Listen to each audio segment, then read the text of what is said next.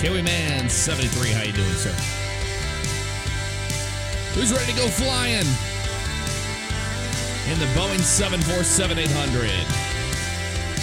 I hope you are, because I am, as always.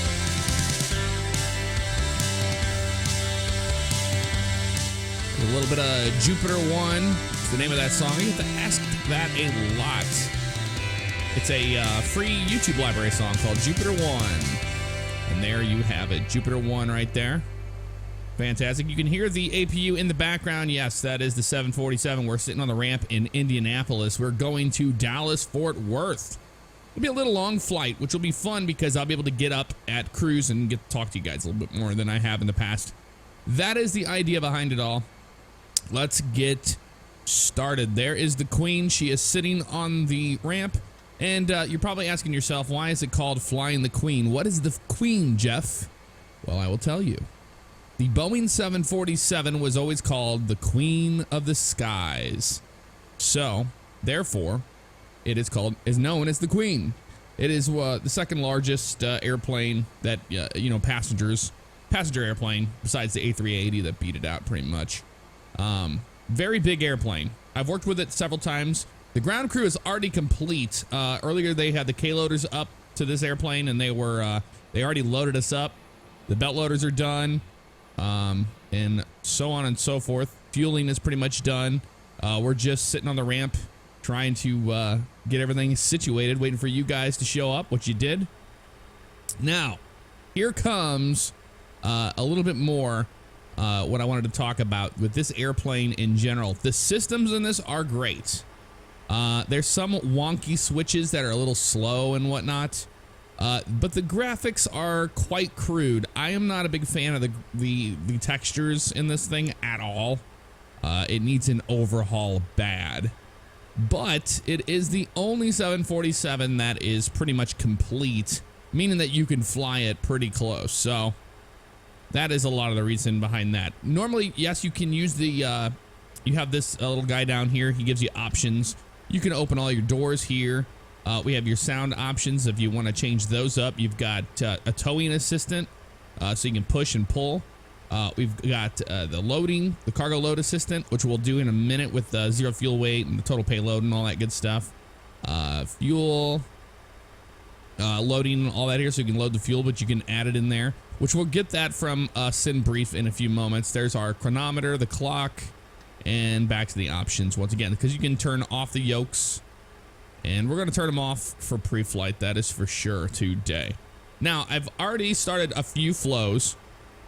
Now, I will be honest. I've been studying the manual, the systems and whatnot. However, I have not been, I don't have very much time in this airplane at all. I taxied it out of St. Louis. I departed. Everything was fine. I had the flight plan loaded. Everything was good. That's as far as it got. So I really don't have very much time with this airplane.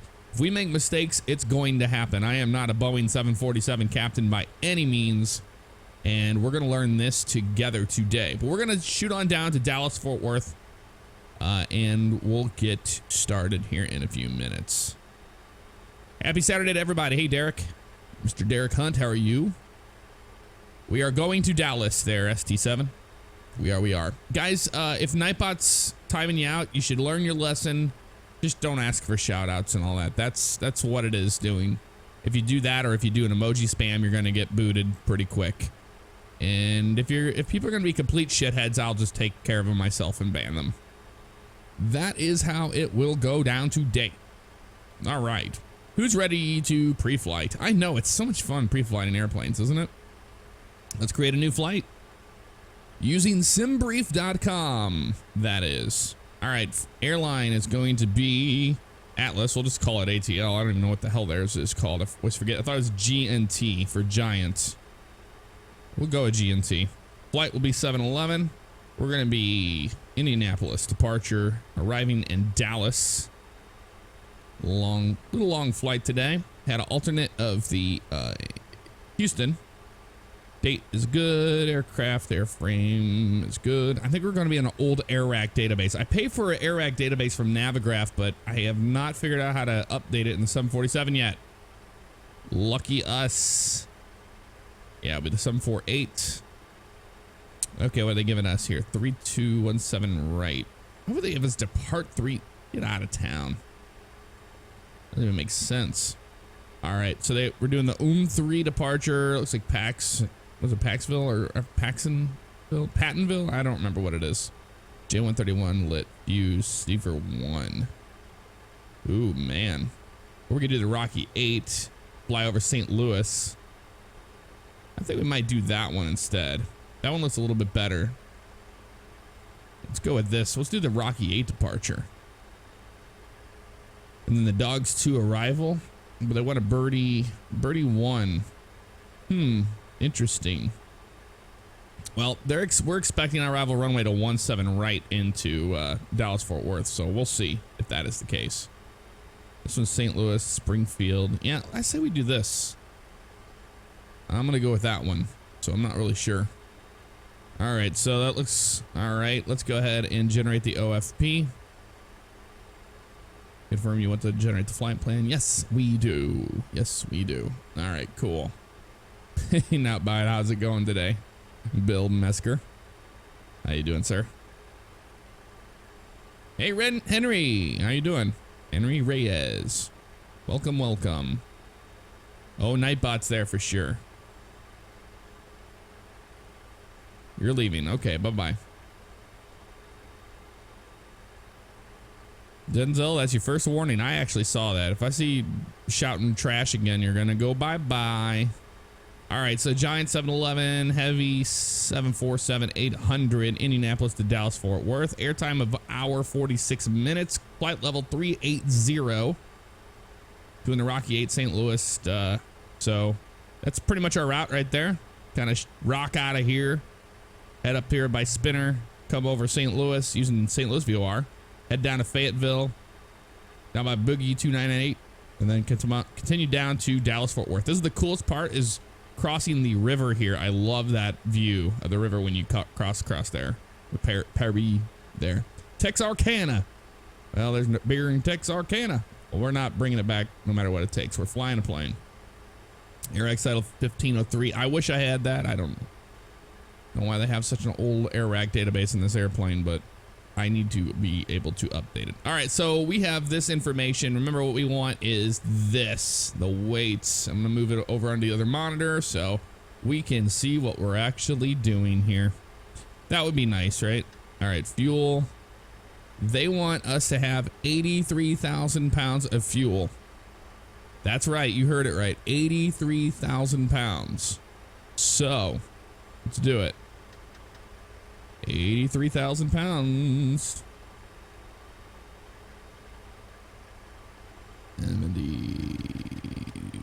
83,000. See, I don't like that you have these. I can't ever get the points to change. That's the problem I have with this. Yeah, I can never get it to change. We'll do 82.9. That's close enough to 83,000. All right. Manual select. 82.9 fuel pre-selected. We'll load the fuel. All right. Fuel truck is loading the fuel in now. And that's going to give us a takeoff weight of 673.7. So let's look at that. Zero fuel weight's there. Total payload weight is going to be a 107.4. So we want that 107.4. Up. Okay. Okay, 107.4 is what we want. So let's do that. Got a nice amount of cargo here today. 7.4. Oh, no, go down. I thought you can go like in increments. No. It's kind of wonky. I'm not going to lie. That's good enough. This is as close as it's going to get. We'll load the airplane as well. That gives us our zero fuel weight of 526.8. How about that? All right, cool. We can put that away for now. I'm going to bring this down. I'm going to make it a smaller size screen so I can see the chat. There we go. So we're doing all the pre-flight stuff today. How about that? I know people get so excited about that.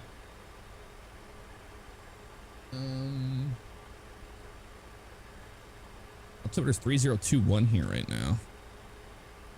3021. No, I don't want decision height. Come on. No, what barrow? There it is. No, I don't want HPA. Boy, this thing is just strange. But hey, we're learning it together because, like I said, I don't have very much time in this airplane. But I wanted to fly it with y'all and learn it with y'all. 3021. If it will let us. Good God. 3021. Set. All right. So let's just do a quick overhead look here. We've got the batteries are on. We've got the APU gens on. Bus ties are on. These are the generators for the engines. We'll do that later. I think these are the hydraulics. Let's just turn these guys on. What else we got over here? We got fuel. Yep. Pumps are on and all that good stuff. APU bleeds are on. We'll turn the engine bleeds on after the are started. Yaw dampers are on. So overhead looks pretty good as of right now. In the pedestals, okay. Parking brake is that set? It's kind of hard to get a hold of this thing. No, it was set. All right, that's a good way how you get rid of all the people on the ground. So we'll do that. Let's go ahead and jump into the FMC. Shall we? Shall we? FMC. Yeah, see on the old AirRack database, 1512 is never good. So yeah. Position initialization. AIND. A reference airport. Hopefully it doesn't crash the sim doing it. Okay, there we go. IRSs, are we gonna align those things or what's going on here? IRSs are all in nav mode, so they should be good. I mean, it seems like it's okay, so I'm gonna assume that that is the case. All right, cool. Index, let's do performance. All right, cruising altitude of 380 today. Let's do that. 380. All right. Plan and fuel and all that stuff. We got to put this in. So zero fuel weight was 526.8. 526.8. Oh, I think it should be 526.8. Maybe 8. I've had a problem with this before, and I don't know what it was. I don't know what it was. That's gonna be interesting. This is the stuff that I don't enjoy doing so much. Oh yeah, you have to click that guy. There it is, 526.8. So he puts it in there. 380. Winds at flight level 380. Let's look at that real fast because I'm interested to know myself. We need to move some weather into X-plane as it is, so we'll wait on that a little bit more. I want to say reserves on this thing were like, oh, I can't remember. It's a 2 number. Yes, IRSs are aligned, Sam. We could be able to do some of this stuff if it wasn't. So cruise CG calculation. We'll give it the winds here in a minute. This is strange. Plan fuel.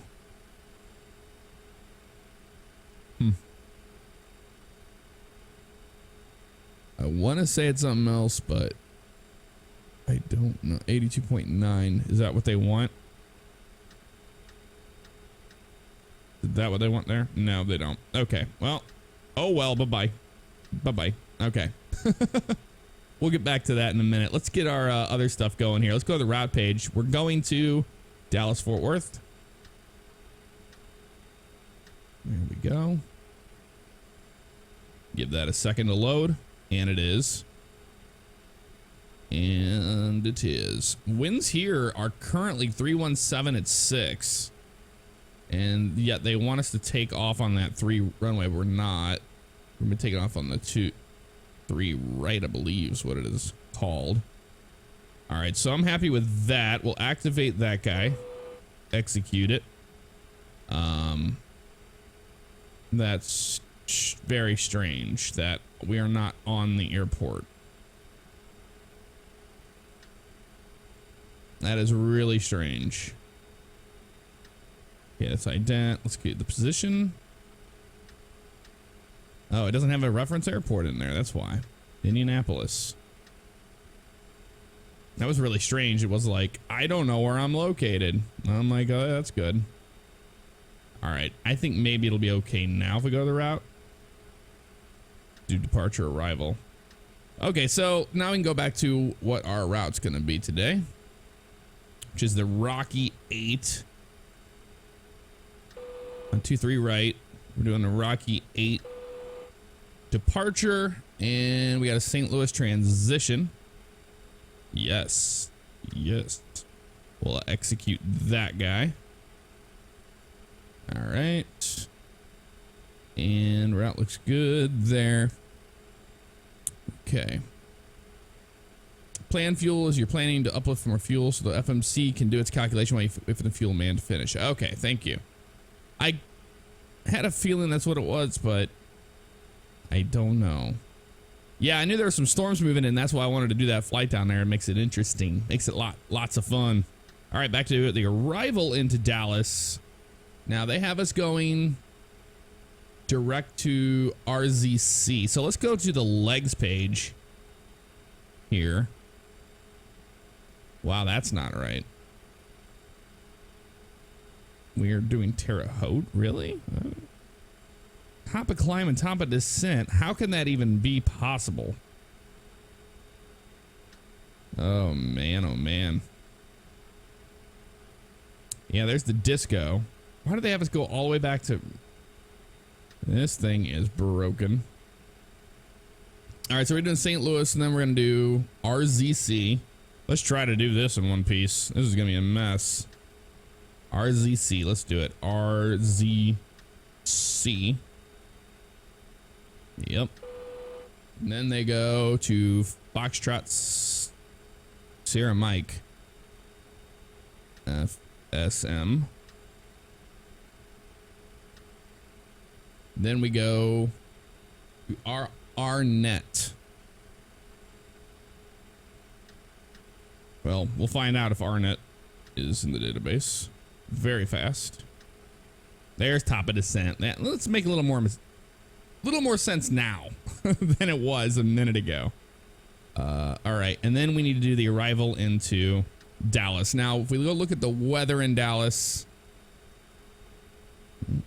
this is so shit, but I enjoy it. Don't watch, buddy. If you guys don't like flight simulation, there's no reason for you to be around here.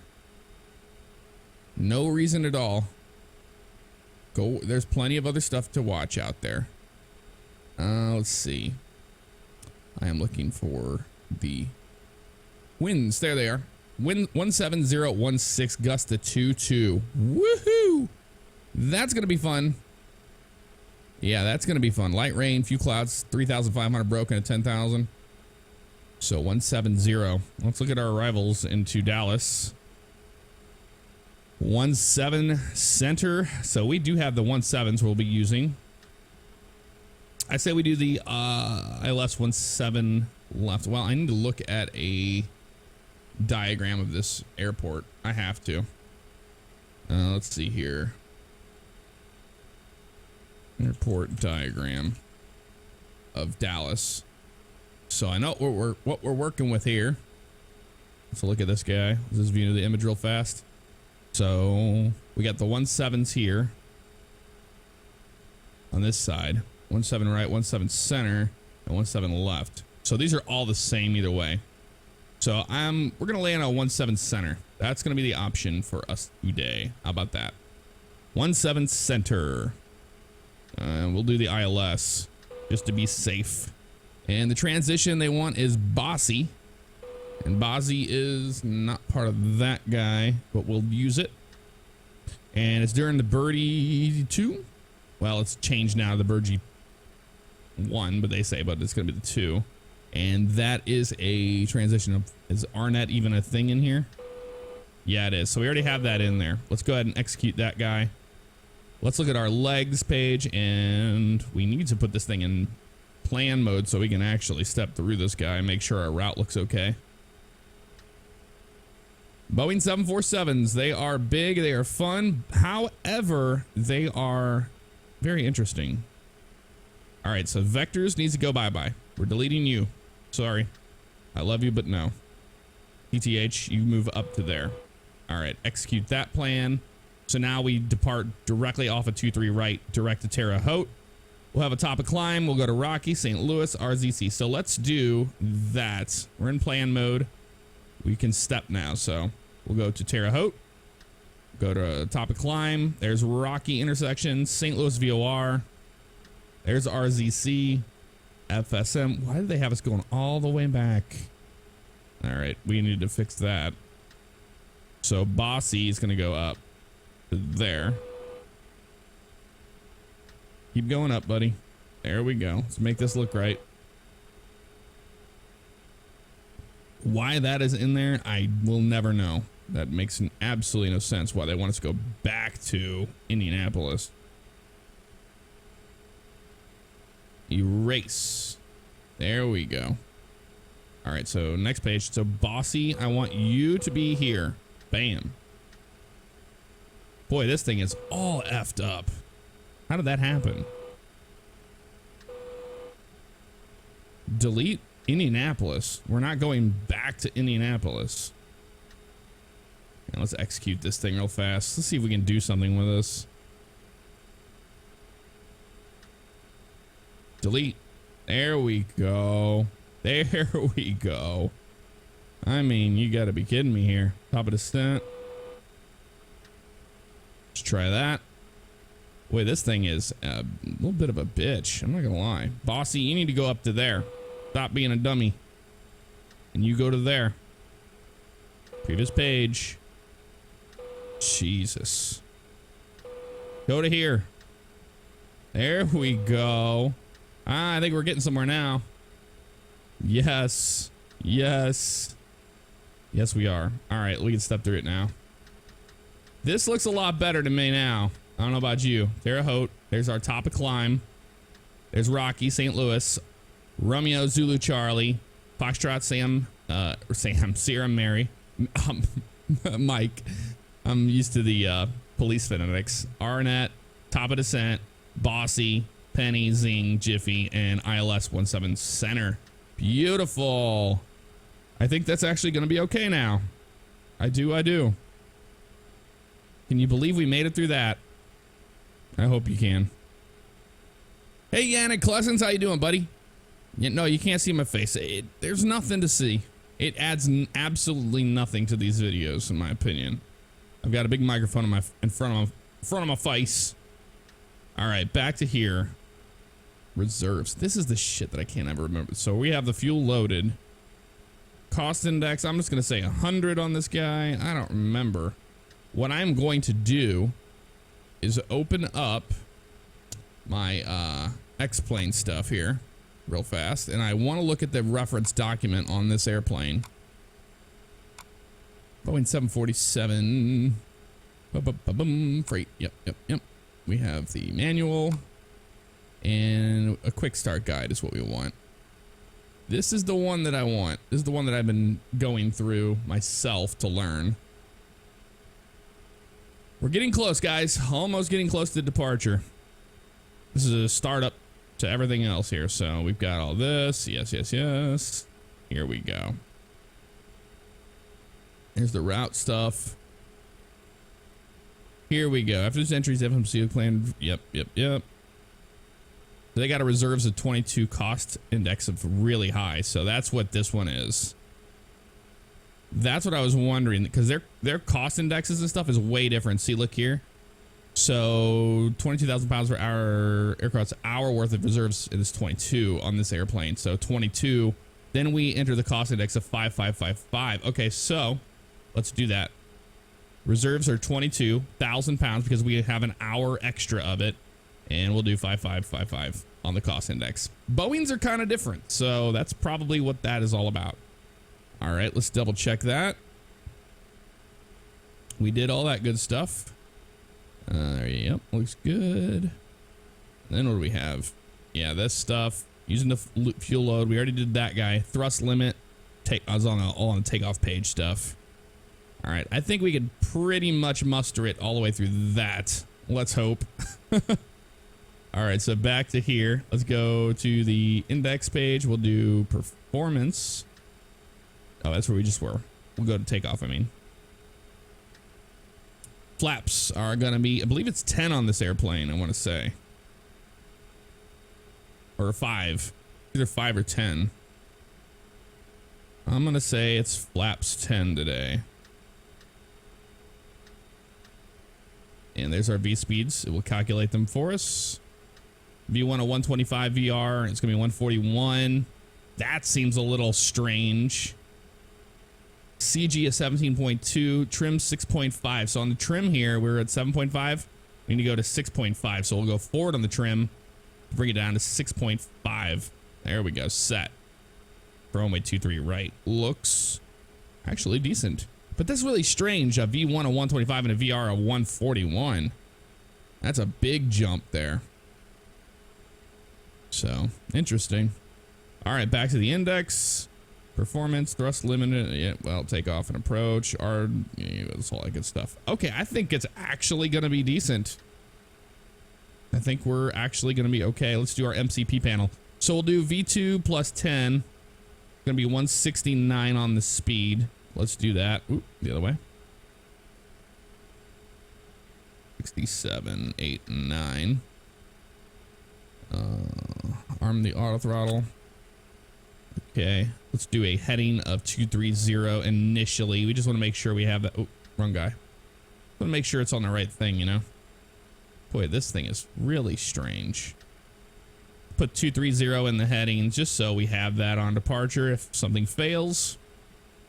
With a vertical speed. Okay, so it doesn't want that. I selected it, but okay. Vertical speed mode. Let's go. Yeah, 10,000 feet's gonna be okay. Oh, you know why? I don't have the flight directors on. That's why it won't let me do things. We'll put a hold on you. I'll put a hold on you. We'll do 2,000 feet per minute out of here. Let's do that. Auto throttles, get out of town. They're acting strange on me. All right, there we go. 2,000, 10,000 feet. All right. Everything looks like the panel's pretty much good there, except for this guy just got changed again because that all just got screwed up. We can bring it back to 169 again. 4, 5, 6. There we go. All right. Well, let's look outside one more time. Make sure everything's, yeah, everybody's gone. We have the door open in the front though. That's, we'll take care of that. Go ahead and do that now. Close the left door entry. Yes. All right, our parking brake is set. I think we're pretty much ready for an engine start. I don't know about you. So let's get started for that. We're going to go over here and we'll turn the packs off. Yep. They get turned off. Isolation valves are on. APU's open. Everybody looks good there. We'll turn a beacon light on. Let them know we're going to be starting. There's those beacons. And we are ready to start the engines. Yes, we are. Let's go ahead and start engine. We'll start the inboards first, and then we'll do the outboards. So, turning 3. Have a look here. We got EGT rising. N1 is coming alive here. Ba-bum, ba-bum, bum. Now, one thing I'm not sure with this airplane in particular is it seems to be really strange with the N1. The N1 like just kind of hangs out at 6 and then it just fires open. Normally you wait for an N1 to get like to 20, you know, or so. Doesn't seem to be the case on this airplane. I haven't figured that out yet, which is kind of strange. That sucks, John Arrington. I'm glad you're home, buddy. It sucks when work sucks. I don't want it to suck for you. All right. So N1 is coming to life now. We added that fuel. Let's see what it does. There we go. All right. Let's go ahead and start engine 2. Pull in 2. And watch this N1. It kind of just comes up here to 6 and it just freaks out right there. So I just give it fuel because it never changes off of that freak out mode. Which normally in a real airplane it would not do that. So it's very strange. Very strange. Hey, Stephen Hollowake. I've been doing very well, man. Doing really well. Let's look outside while this thing starts up. Look at that. Got 2 inboards fired up.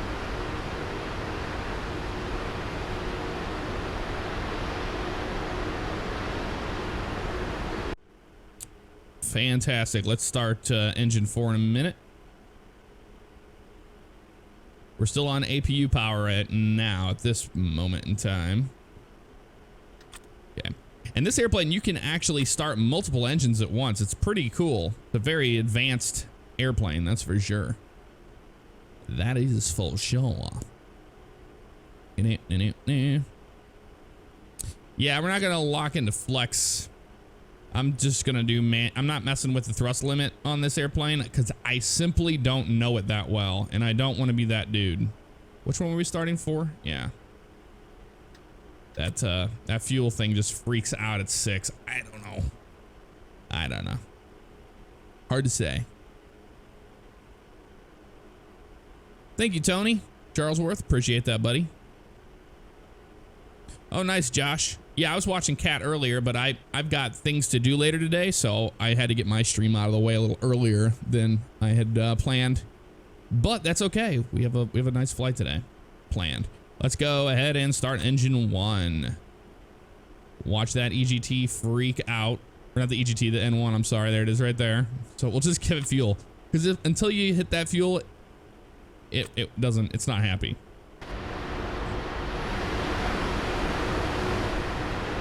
That's a big airplane, isn't it? Yes, it is. Fun fact, that's IAS cargo right here on our left. I've actually worked with this exact airplane on this exact ramp in Indianapolis whenever I did all the stuff for MotoGP and for the Indy 500 or the Indy cars. We did a lot of work for them too. All right, so now we can do the gens. Let's get these gens online. Beautiful. So the gens are on. We can kill the APU. We don't need you anymore. And APU can come off. We can get our packs back on here. We'll turn the isolation valves off. We'll turn on the engine bleeds. And let's head over here real fast and turn our packs on so we have our air up here in front, which we do. Lights are going out there a little bit, although this one seems to be off. I think it's acting a little strange. Okay, fantastic. Trim air. We'll turn those guys on. Pack reset. Let's try resetting those packs. No, they seem to be okay. They're all on. Normal, auto. Looks good. The yaw dampers are happy. Let's just do a little bit of flowing here. Those are all, start valves are closed. Fuel pumps are on. Window heat is on. Anti-ice is off. We don't need any of that. We've got a beacon light on and all that good stuff. Lights are pretty much set. Hydraulics look good. Gens look great.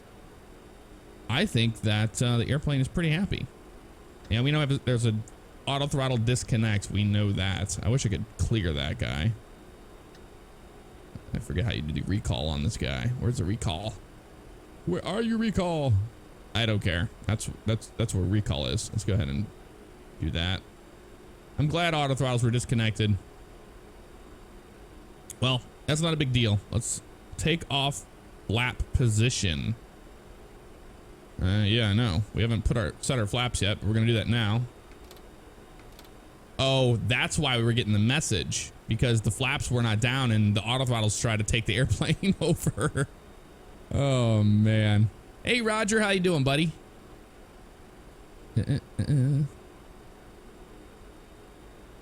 All right, so flaps are definitely coming down now. You can see they're moving. There's 5 coming down to 10.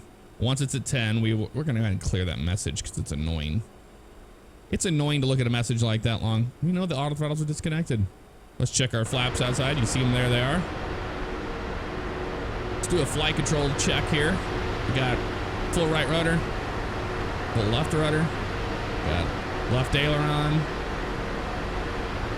got right ailerons.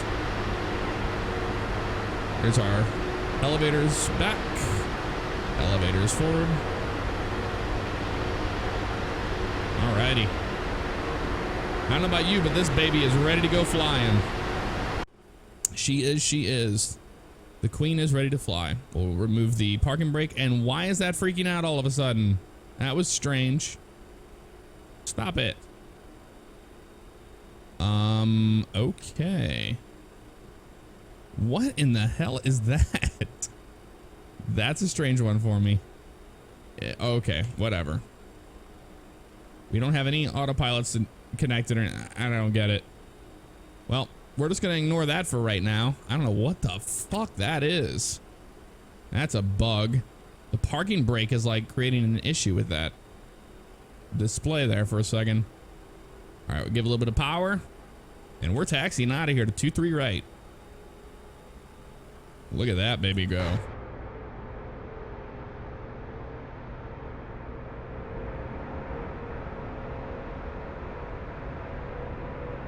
That is awesome.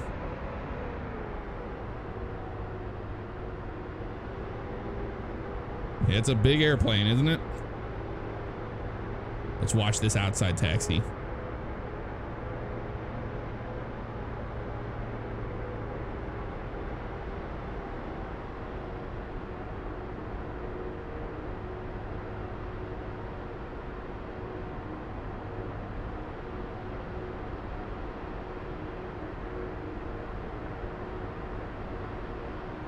Goodbye, Dawson. Goodbye. It was nice knowing you, buddy. If you're gonna be here and be a prick to people, I'll take care of you. Look how big that airplane is. They don't call her the Queen for nothing.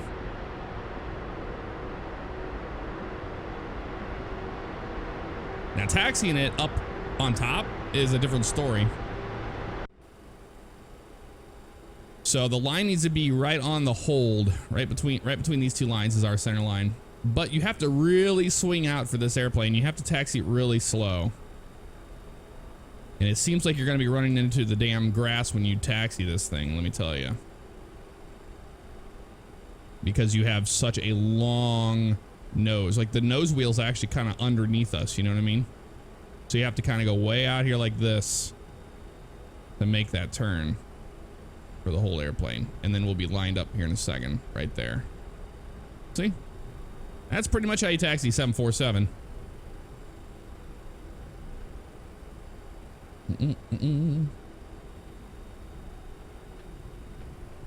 Hey Booter, how you doing, buddy? Yeah, if you guys don't like flight simulation, there's no reason to open your mouth and be like, hey, this is boring, I hate this, blah, blah, blah, blah. Where's LSPDFR? Just, you know, exercise the right to go watch something else, man. This is my Saturday, and believe it or not, there are a lot of people that enjoy this as much as I do. And those are the ones that are here watching it now and the people that care about it. But if you're going to be downright ignorant, I will ban you in a heartbeat, because we have zero tolerance for negativity on this channel.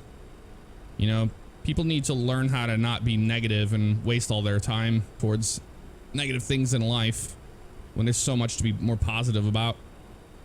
Look at this guy. Looks amazing.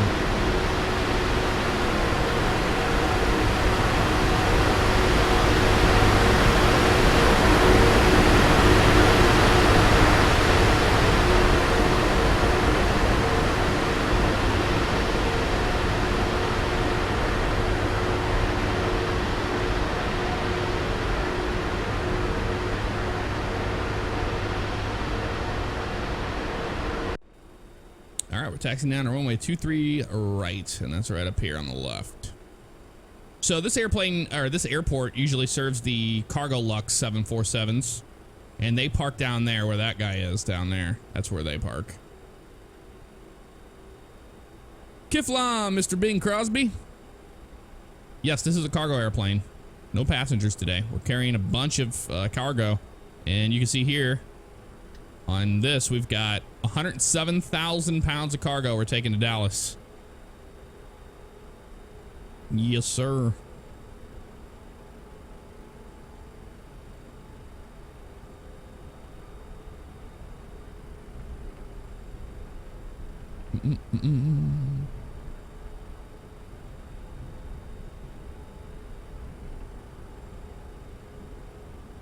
Yeah, trim was set 6.5 units per FMC. That is all well and awesome. Let's turn those. We can turn these runoff lights on. Slow this puppy down a little bit. Speed brakes need to be armed. I just don't like the click spots of this airplane. It drives me nuts. It's not very good. It is not good at all. All right. He's happy now. Auto brakes can go to RTO. We're not using a checklist today, so like I said, I'm just learning the airplane. I'm not going to be flying it 100% awesome. I wish I was that good at it, but I'm not. Give this sucker a little bit more room. Guys, Code Zero patrols are only whenever people are around to record them. I cannot force people to be at recording sessions for those. That's where they've been. If people show up for them and they want to do them, sure. I love doing those. But I can't force people to show up to record them. No one can force anybody to do anything. That's how it always goes in life. All right, so we'll hold short here and let's just do all our double checks. Make sure everything's good to go. We have lights, all looks good there. Let's go ahead and turn our landing lights on. These click spots are the worst of any airplane I've used in an X-plane. I'll tell you that. Strobe light, you can come on. Wing can come on. Logo's off. All right. I don't know. I don't like why that pack there is off, but it's strange. It's like on and off at the same time. Those look good. Auto brakes are RTO. If I could get the damn speed brakes to actually be happy here, that'd be nice. Yeah, arm them. There we go. That way, if we have an RTO, they'll automatically display. Wow, that's so strange. Look at that. When we stop, if I release the brakes, it freaks out. Add the brakes, it's okay. What is that even about? All right, we're taking off on 2-3 right. Have a look outside one more last time. Yeah. Let's go ahead and taxi into position. Renan Moreno. No, I am not an airline pilot. I am a private pilot. I have a private pilot's license. So I'm not a captain of a 747. No way. All right, well, let's go ahead and start the clock. We'll try it in a minute once we line up. Once we line up here onto the runway. It's so strange that V1's 120 something, VR is 140. That's a 20 knot difference. That is just seems absolutely incorrect, but I don't know. And we're not going to be using the auto thrust for takeoff. We're going to manually do it, and we're going to set it once we get in the air. Set it and forget it. Let's go ahead and hit the brakes there. So what I'm saying by that is let's change our range out a little bit here. Oh, look at that. You should get a taxi. What? Diagram. That is amazing. All right, so that's happy. Speed. And you know, I'm just going to move the speed to 250 so we have that after departure. Because I'm not doing the, what you call it, right off the bat. Okay, those all look good. 2,000 feet up to 10,000 feet once we, you know, engage the autopilot, but the flight director is set for that information. All right, let's go ahead and spool them up a little bit here. Push forward on the nose. And takeoff power is to the green line, set. Airspeed's alive. Got that. We'll cross check. V1. Rotate. Rotate.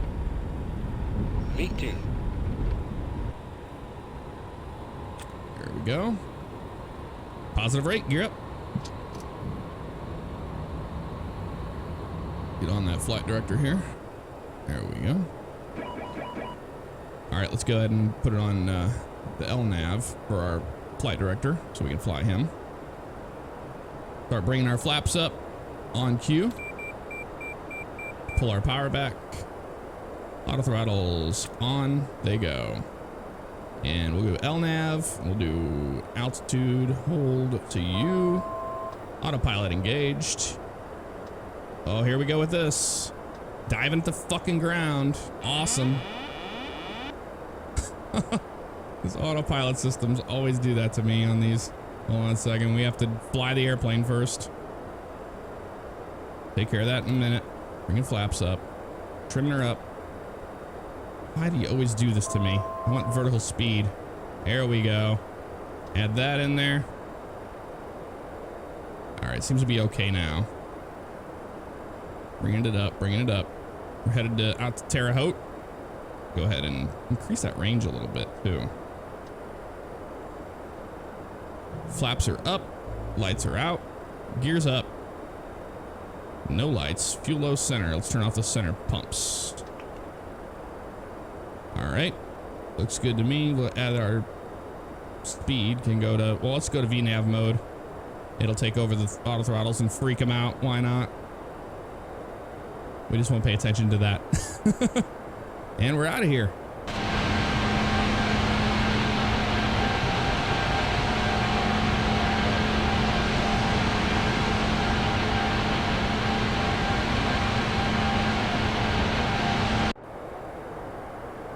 Yeah, altitude hold makes the airplane level off, but I had vertical speed mode in there, and I don't know why it didn't listen to that on the departure.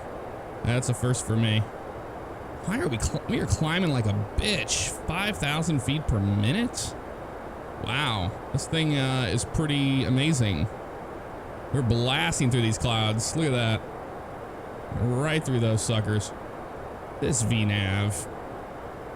What are you doing? 5,140 feet per minute. Ay, ay, ay. The Queen is in the air, that's true. Why is everything so glitchy? I wish I knew, man. I do. All right, that seems to be doing better now. I pulled my throttles back. I think you need to bring them all the way back to idle so it can do its thing. Coming up on 10,000 feet, landing lights will come off. Oh, we want to climb and maintain more. Come on, give me a stupid click spot. All right, let's head up to 380.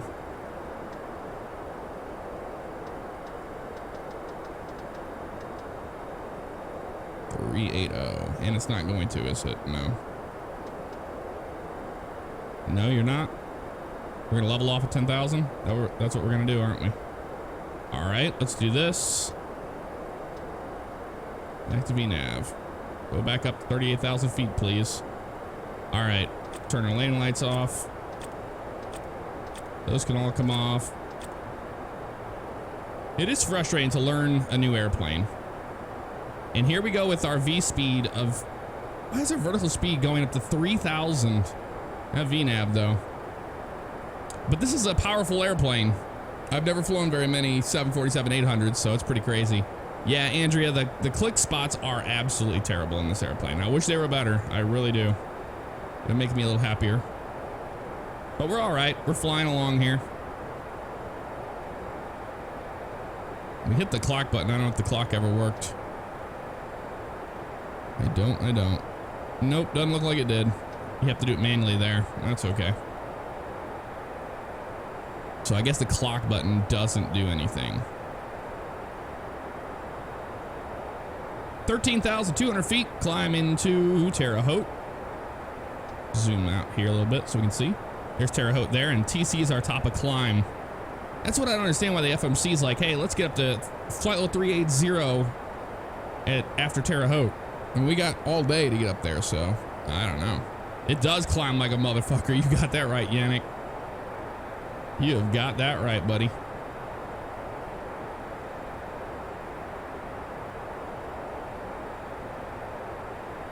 So far, so good. Let's go back to our legs page here so we can keep an eye on it.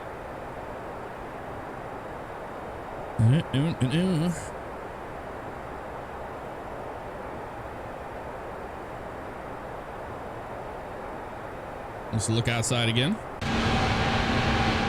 I'll zoom out a little bit so you guys, and then zoom in so you guys don't have to have your ears blown off by the sound of the airplane.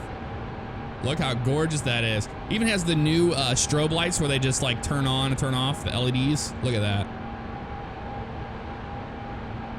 That is awesome. Like the exterior model, and I mean, like, there's a lot of things I like about this airplane. Just there's some things I don't. you know, with the click spots and whatnot. But I think that just all comes down to it all boils down to just, you know, having time in that airplane. That's really all it is. Chris, if the stream's jumpy, I don't know what to tell you, man. I'm giving her all she's got, Captain. Hopefully, so on Monday, I'm getting new internet. So hopefully that will increase our quality of the streams. And to be able to do 1080p would be just amazing. Firefighter, no, it's not. I replaced it. You have to refresh. YouTube has never been good at refreshing names of games and thumbnails. We should all know this by now. It'll be a week later and somebody will repost the live stream and it'll be a thumbnail from 3 weeks ago. But no. Awesome. Thank you, Kemba. Appreciate the feedback there. No LSPDFR today, Maxwell. That game's just completely messed up. I have to reinstall everything. Flight level 227 right now.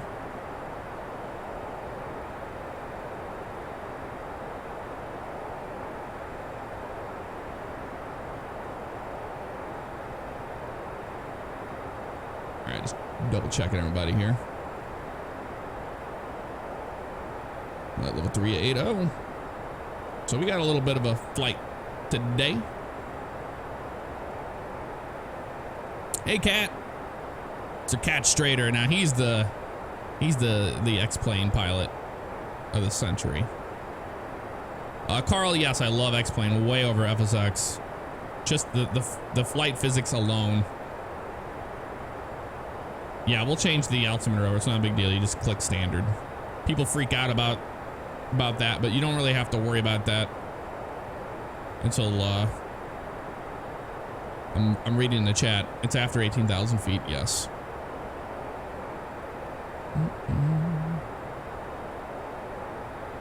We're doing the full flight today. Yes, we are. We're going down to Dallas right now. That's where we are headed.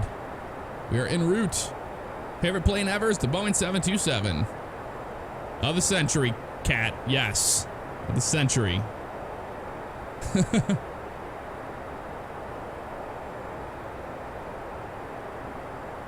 me see if I can turn on my I don't think I can turn my. See, the problem is whenever I fly an X-plane, I don't have enough USBs for the webcam.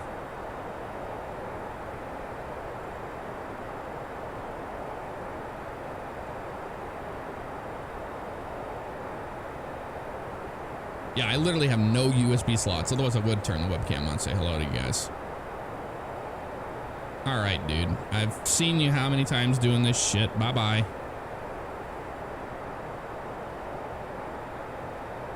Ba-da-ba-da.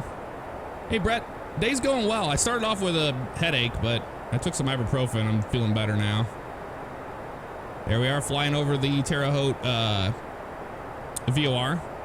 And heading towards our top of climb. I really didn't think this thing was going to get up to flight level 380 so fast with that. But you know what? To be honest, a payload of 107,000 pounds on a 747 is nothing. Absolutely nothing. We had more fuel than we had anything else. Together, I mean. I already answered that question there, Theodore. X-plane all the way, buddy. Is there such thing as an exterior view? Yes, there is. You just saw them like 5 times. You can actually see it go really fast by too. Let's see. The flyby view. Look at that.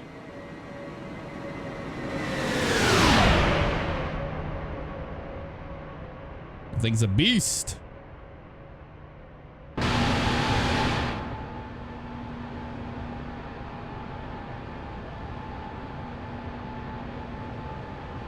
I mean, look at the lighting in X-Plane. I absolutely love it.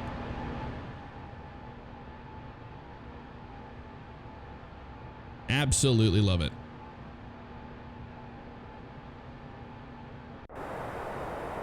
I used to play Infinite Flight Sim, Sam, probably 2 years ago. It's been a long time. There's a imposter on Infinite Flight Sim that says they're me, and it's not me. I haven't played Infinite Flight in a very long time, but I used to have it on there. Hey, Connor, mine. Thanks, man. Or Milne. Appreciate that. Brian, we don't crash airplanes. We fly them. I'm sorry, bud. There's no FS2 crew mod for this. Contrails for the win. That's a part of the Ultra Weather XP. Really like it a lot. Andy, we are not married. We've been together. We just celebrated 2 years. We're not married yet. Chemtrails is on, Rolf. There it is. Drew, thanks, man. 110.3 for 17 center. Let's go ahead and dial it in. 110.3, everybody. Where's that damn panel on this thing? VHF. Wow.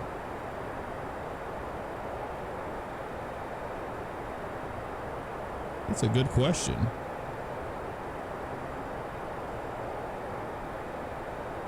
VHF. I don't know where the fucking panel is for that. It might be in the FMC, actually. Approach reference. No. I'm not really sure. Planet Zindy, it might be on your end, man. A lot of people were saying that it's not lagging at all, but if it is, it's due to internet. Absolutely nothing I can do.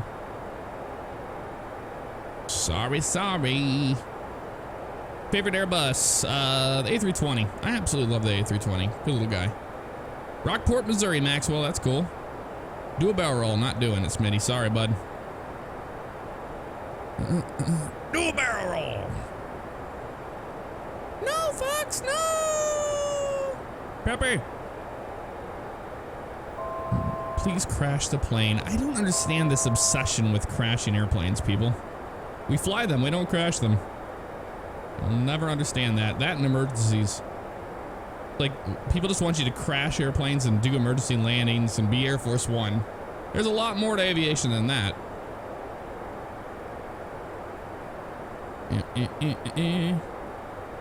Travis, I won my pilot's license after I flew in flight simulators for so long. I started really getting into flight sims in 2001. I was working at the airport around actual airplanes, and I made the decision just randomly. I didn't tell my family or anybody. I just went and did a discovery flight in general aviation at our local airport and absolutely fell in love with it.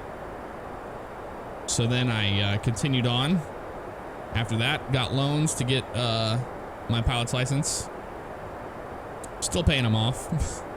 $8,500 worth.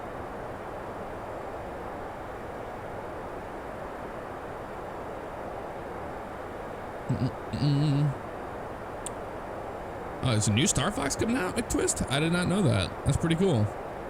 Keen, yeah, X-Plane is runs good on Mac. From what I've heard from other Mac users, it's very Mac friendly. So.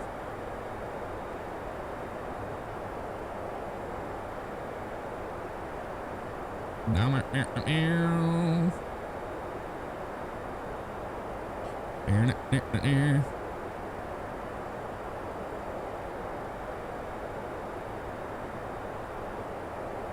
I do plan, Marco, to do the A320.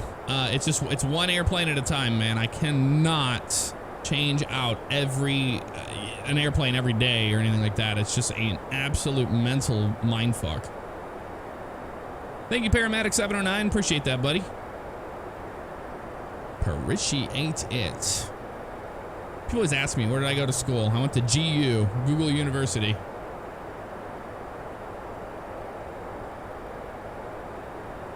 Have I ever been in a real 747 cockpit, Michael? Yes, I have. Many times.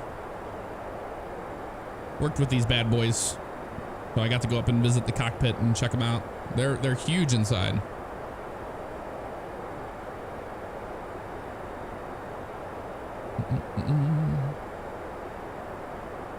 John, I have X-Life installed. You know, let's turn that plug-in on. We might have traffic when we get to,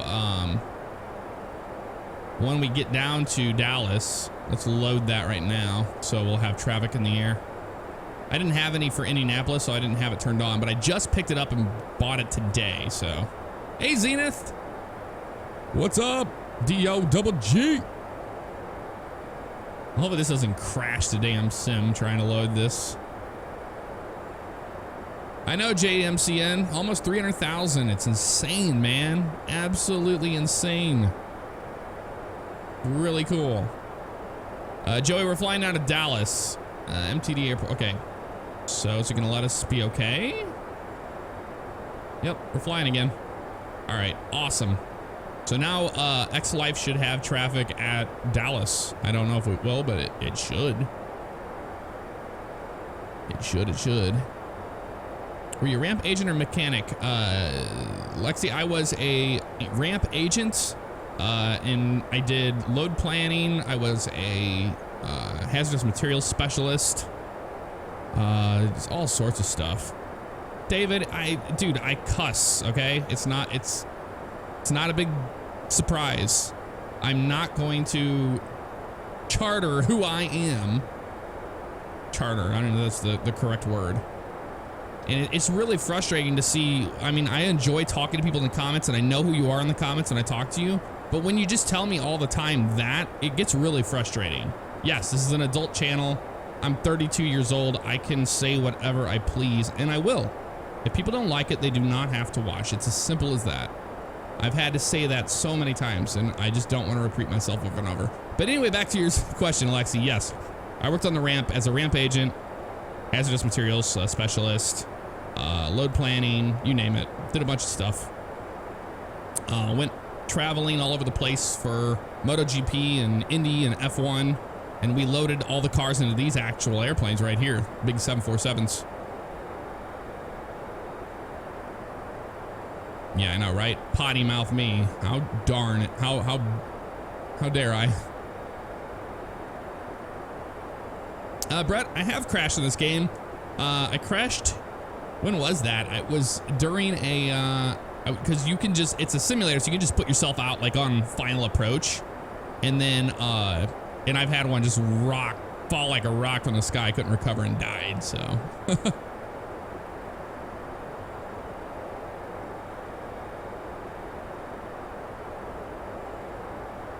Yeah, I don't understand it. Some of the largest YouTubers out there, I mean, when you really think about it, the largest YouTube channels out there cuss probably about, I don't know, 80% more than I do. I don't do it that much. I do it as much as I do in real life. So I don't turn, like whenever I'm recording or I'm live streaming, I'm the same person I am in real life. That doesn't change at all. But if I'm like, you know, hanging out with Alex, the Northern Alex, his stream and stuff, and he's a family-friendly channel, yes, I keep that in my mind, and I can do that because all the other stuff. Okay, David.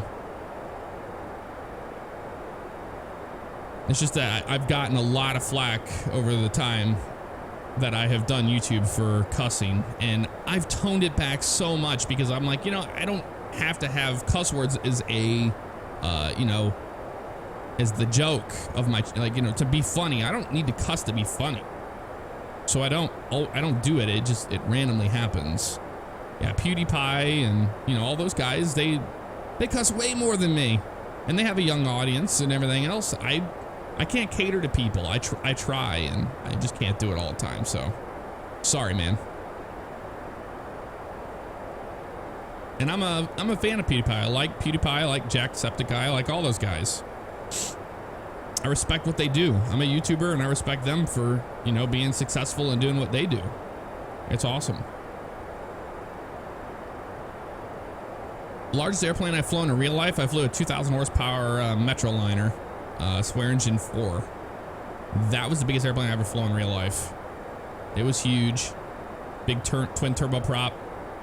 Very fast airplane. All right, as we get closer to Rocky intersection, let's zoom out so we can watch us turn over the VOR.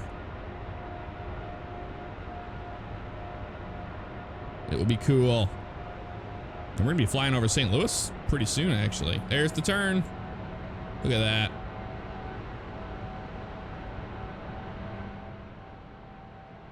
And there's the turn back over. Let's zoom way out and zoom way in. Look at that. Oh, that's way too far away. That was way too far away. It looked terrible. Woohoo! Get people sick. Do another flyby.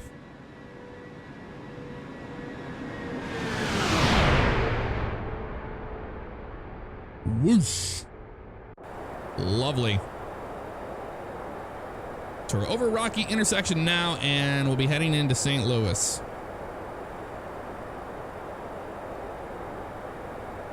Yeah, Jay Nevada. I've never understood why people see YouTube as a competition and hate the other guy that does it. I've always been like, you know, it's an amazing thing to do this, especially full time. And why would you ever? I mean, you have to respect people that have gotten where they have on their YouTube channels, but there are a couple of YouTubers out there that I really don't care for, and it's because I think what they do is wrong. And a lot of those are like channels that that bash other people and spread negativity. AK98, we're headed down to Dallas, Fort Worth, Texas. We're just about to cross over St. Louis here in a little bit, my hometown.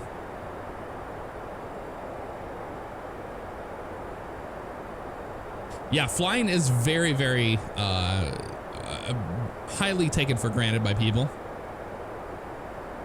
Andrew Burton, I don't have a webcam plugged in right now because I run out of USB ports when I use X-Plane, because I use the yoke, the throttles, the pedals and everything. But on the other hand, I don't think it adds anything to the video. I really don't. Prepared to me is just like FSX. It's flying on rails. I don't know. I'm not big into the Microsoft Flight Sims anymore. Someone from your school watches me, heard him talking about one of my videos. I said, oh, that guy, he sucks. I was wearing my jfavignano shirt. That's awesome, Zenith. And thank you for picking up a shirt, man. I do appreciate that. We're getting close to St. Louis. Let's look over the nose here. See if we can spot St. Louis out there. See if I am recognizing the landmarks. That is probably Mount Vernon, but I'm not 100% sure on that one. And we'll find out in a minute. What we can do is turn on the airport data so we can see the airports and zoom in. Wow. I guess we gotta be a little closer than that even. Data maybe? No, not data. Position. I don't need that. Terrain. Let's turn the weather on, since we're going to be worrying about weather in a little while. And weather is on, right? We need to turn our, what we didn't do is turn our transponder to TARA. There's weather. That's what we need to do.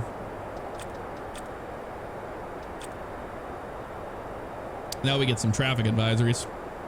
All right, now we have airports popping up. So just a little bit further out than. Okay, that's Springfield off our right. That just shows you how fast we're going. Isn't that insane? Thought I had a first officer, but I don't. Let's see if we can see Springfield, Illinois out that. Nope. Visibility's too far down. Is that Gillespie? No, that's not. That might be Gillespie Lake. I don't remember. We're gonna be going right over the top of St. Louis, so it'll be easy for me to show you some stuff. Andrew, I'm glad you like my videos, man. Andrew Burton. I'll be making more vlogs, guys. I've got to do a bunch of vlogs in PAX when I'm at PAX East, so I'll be doing that.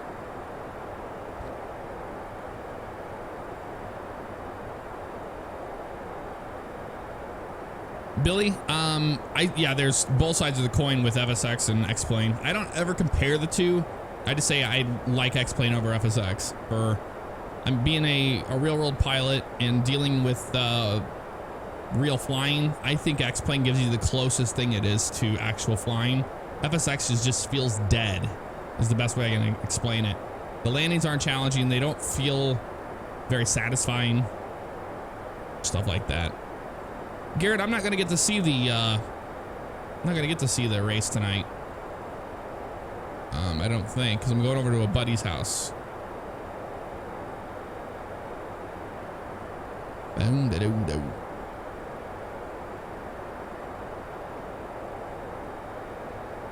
BMR Productions, yes, we are. We're doing the Burge 2, whatever it is. I'm not really sure. Magnus, I have done DCS World. It's actually on the channel. It is. Favorite feature about X-Plane is definitely the flight physics and the lighting. The lighting is so good.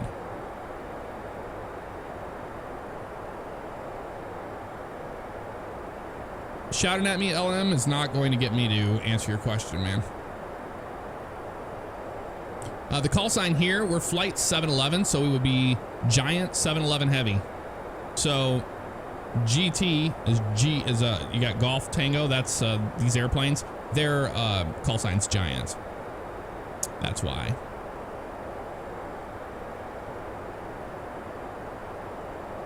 Need for Speed Rivals, I don't know about that. SCTY. The Need for Speed games just kind of been meh to me lately.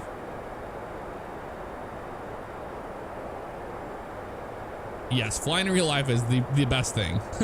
Way better than Sims. You get a real smooth frame rate in real life.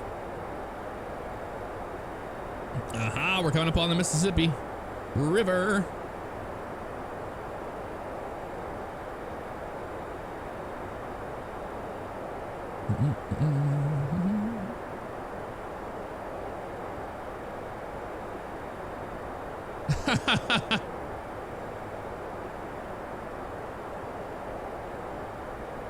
Bye-bye, LM. It was nice hanging out with you today.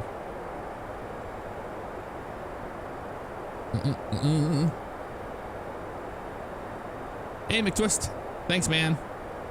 Have a good one. Take care. Only got free bands left. It's so funny. It's like, you know, if people want to shout at me and be disrespectful to me, I'm not going to give you the same. I'm not going to give you respect back, man. That's not going to happen. It doesn't work that way. Castaway was a great movie, Maxwell. I did like that movie.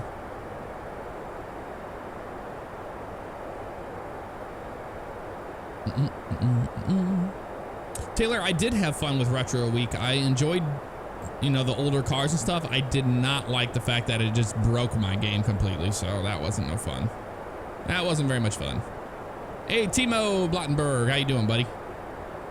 We're just cruising up here at flight level 380, about to cross over the St. Louis VOR, headed down to Dallas.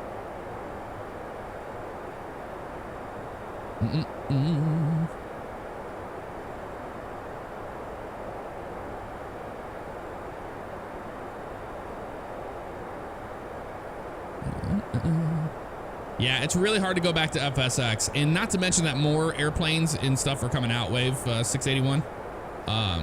You know, not to mention more airplanes, more sceneries, more things are coming out. It's really just, it's amazing. I'm interested to see what Dovetail's gonna do with their new flight simulator, but I'm not holding my breath, especially if it's on the old FSX code. But yeah, I know what you mean. Yeah, Nightbot's a bot, guys.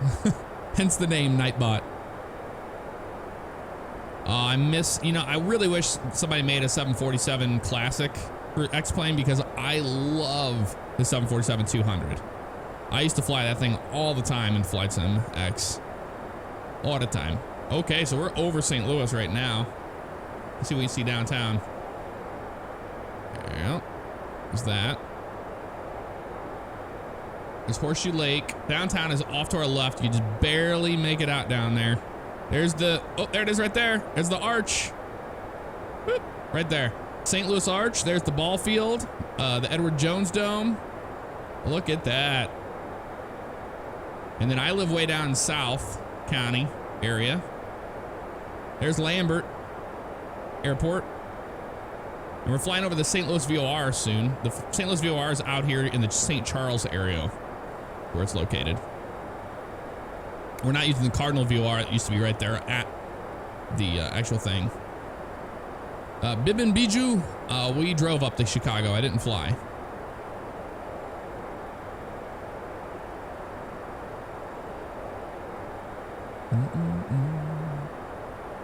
Lived in St. Louis all my life. Well, I mean, I've moved to many different places, but for the most part, that's Horseshoe Lake right there. That one right there. Horseshoe Lake, and then Belleville's out there with Mid-America Airport. I'll show you the airport that I trained out of. Let me zoom out a little bit here. There it is right there. I got my pilot's license and trained out of Alton Airport right there in Bethalto, Illinois there. And Lange Air was right here at this ramp down here. It's actually not modeled, but it is there. And it's cool, they got a big compass on the ground there. So this is runway 17. Interesting, 17 right there is a graveyard before you get to the runway. And the biggest scare I ever had was coming in and we had wind shear hit the top of the airplane on short final and tried to throw me into the ground. That scared the living shit out of me. I added a bunch of power and escaped it, but that was very scary. And not to mention that it's a graveyard right there. I want to crash into the graveyard. Deep fried raviolis? Yes, those are called toasted raviolis here in St. Louis. Love toasted ravs. Love them. Hey, Zach Mahidi. Appreciate it, buddy. Thank you. Happy birthday there, Alex Lopez. My current profession / work is YouTube. I'm a full-time YouTuber now, for about a year now. It got to that point where, you know, if you're going to be putting out 2 videos a day, doing live streams, all that stuff, you really have to devote a lot of time. The funny thing is that whenever I started doing YouTube full-time, I work more than I actually did at my old job. Adam, we don't crash airplanes. We fly them. We do, we do. Hey, Alex Cook. Shirts, I do shirts as campaigns, so I will actually be doing another one very soon. Another round of, I'll probably be doing the JF logo once again for people that didn't get to last time, but I'm working on other designs as well. So that stuff is all due in time.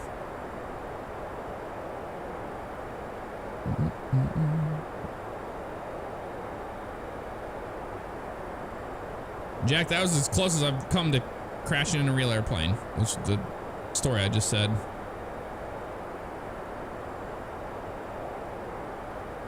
Kemba Walker, Bristol is next Wednesday.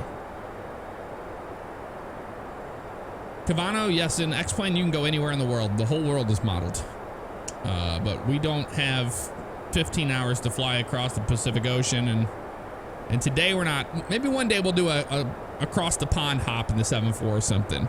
We'll fly out of JFK and go to London. 777, it's just a boring airplane to me. I'm not a big fan of them.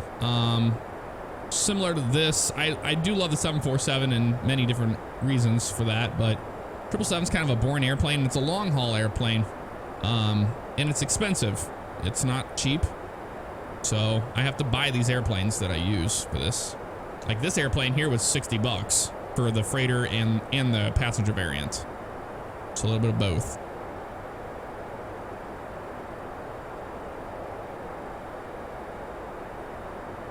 Those of you that are just joining, we are flying from Indianapolis to Dallas-Fort Worth. We just crossed over St. Louis and we're headed down south now. This is Missouri. All right, here we're over. And yeah, you missed the pre-flight, departure, all that good stuff. Coffee mugs would be really cool. Yeah, I really do think that would be pretty neat. Zenith, I need to look into that. There's other avenues for merchandise, but I don't know. I'm not very good at self-promoting myself. I don't know if you've noticed that. I've never been like into my videos, been like, hey, you know, be sure to do this or do this. I put it in the description or something like that. I need to be better at it because to me it's like self-promoting, but on the other side of the coin, it's just alerting more people. So I'm still not used to, you know, having to take care of that stuff. Well, we got some clouds out here. Might run into some weather on the way down here. We could look at the radar. Let's fire up the radar.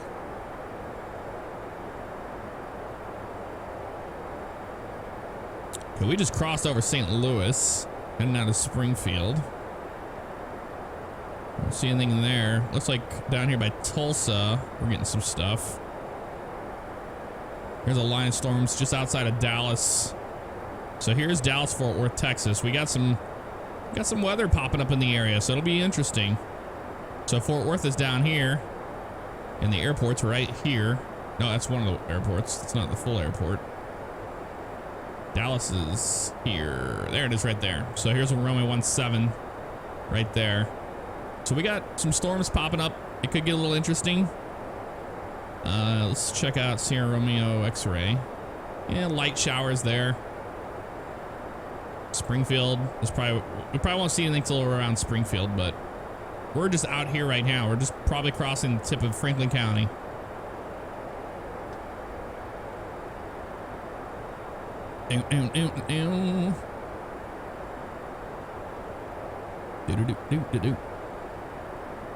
Alex, that's awesome, man. I'm glad I could inspire you into aviation and all that. It's a really, really neat thing. Unfortunately, you know, over the years of security and all that stuff with the TSA, they've really kind of taken away that magic and that inspiration of flight, because you used to be able to just go up to an airport and sit at a lot and watch airplanes land, and that's more than enough to intrigue you to find out what, you know, causes those machines to fly and how they operate. And that's what it did for me. And I thank my dad for that, because he was the one who got me into it. He would take me up and we'd watch TWA 727s land all day. But with that said, you know, TSA has really ruined that, and it kind of sucks. So for me to help, you know, inspire people to check out aviation is more than flattering. Thank you.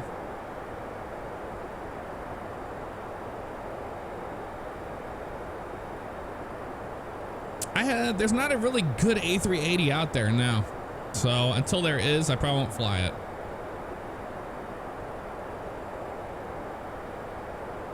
Not the biggest fan of those.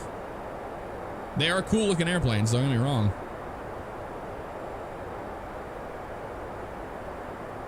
Flyby time, let's do it.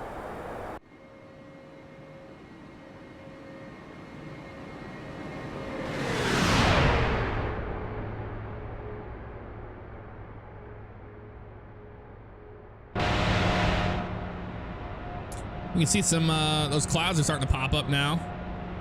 That's that rain band that we saw on the radar there being drawn in.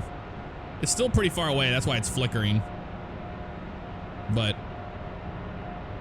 pretty awesome stuff. God, I just love myself some X-Plane. Let's turn off that wing light. We don't need that wing light on. There we go.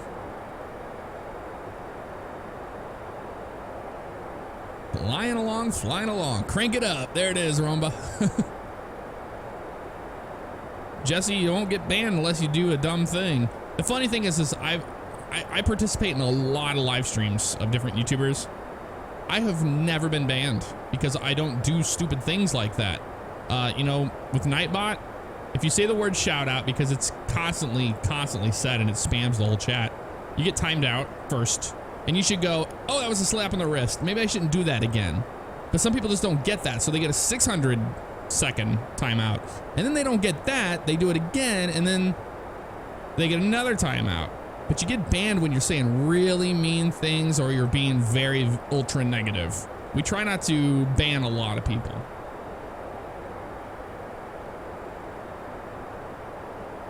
Nagi B6. If you're a Muslim, dude, regardless of your faith, it does not matter. There's plenty of pilot jobs out there. And when you get into the pilot world, people are going to respect you as a pilot from your skill and your resume, not what religious belief that you fall under. You fly the Blue Angels, so I'm sure. Am I going to live stream today? There it is, everybody. The Fine Miners. Are you going to live stream today? There it is. Positivism. Yes, that's a good word. Oh, Shane, that's awesome, man. I like airports that have restaurants there. So I'm using Ultra Weather XP. And look at that. You can really see the cloud layer starting to funnel in from that, what we saw on the radar. Now, I don't think we can tilt. We can tilt this down. We'll try tilting this radar down a little bit. I've never had the weather radar work, but I've never tried. So here's weather. Traffic. Here's the gain. The gain is not modeled, but you can do the tilt. I'm gonna tilt it down a couple more notches. See if we can paint any of that rain out there. If we go to range out, maybe it will. Nope, I don't see anything there. I don't. Oh man, look at how dark it is underneath there. Because that's where all that rain is down there. The visibility is dropping. But we're gonna fly right over that stuff here at flight level 380. And we're going pretty fast. We got a ground speed of 469 knots. So the conversion from a knot miles per hour is 1.5. So that's how fast we're going. We're going pretty quick. And we're getting a headwind of 2 out of 299 off our right there. At 60 knots, because we're up here in the winds aloft up here with the jet stream and all that good stuff, and you know, all of the different shear. 60 knots is relatively low for what you can hit. You can get over 100 knot winds up here if you're flying the jet stream sometimes. The screen glitch. I don't know what you mean if it's glitching. I see it. I don't know. It seems to be behaving like it normally does.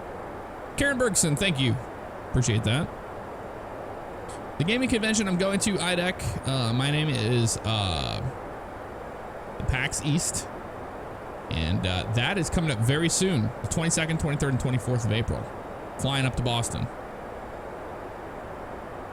Have you ever thought about quitting YouTube, Jay? You know what? Like, even on the darkest days, I'm very, very thankful to be able to go through comments and read. You know, the main reason why I continue to do it is because of the kind comments I get, and people say, hey, you're part of my daily routine. You bring positivity to my life and things like that. And that really just keeps you going. It's those things. But sometimes you can be like, you know, what am I doing? Like, am I going to continue to do this game or this game? And sometimes I can go, I don't even know what game to record today. Sometimes that can happen, but it really, you know, the way I see it is I've learned to accept it. I never got into YouTube being like, oh, I'm going to be a YouTuber, or I'm going to do this and I'm going to make millions of dollars. I mean, not making millions of dollars.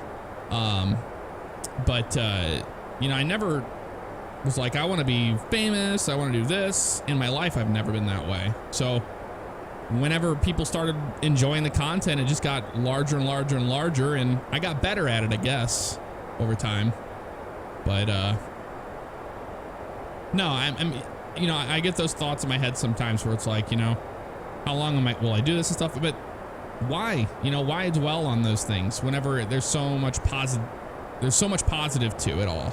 So I focus on that, and that's a lot of the reason I continue to go every single day. But it's nice to get those messages and those emails from people that really, really, really care, and see the bigger picture of why people YouTube. 300,000. I will definitely do something special. Yes. Not sure exactly what yet. We still got a little bit of time. Tavares, to get my real pilot's license, my private was $8,500. I think is what I ended up paying totally. I'm still paying on it, like I said. But you can get a little bit cheaper. Fuel prices are way lower than they were back then. Let's look at these clouds. Look how amazing this is. This is why I love Ultra Weather XP. It just draws these cloud banks and layers and all that. It just really draws them very nicely. Look at those. And you get contrails, because by default you don't get contrails in X-Plane. Let's do a flyby, shall we? Love those flybys.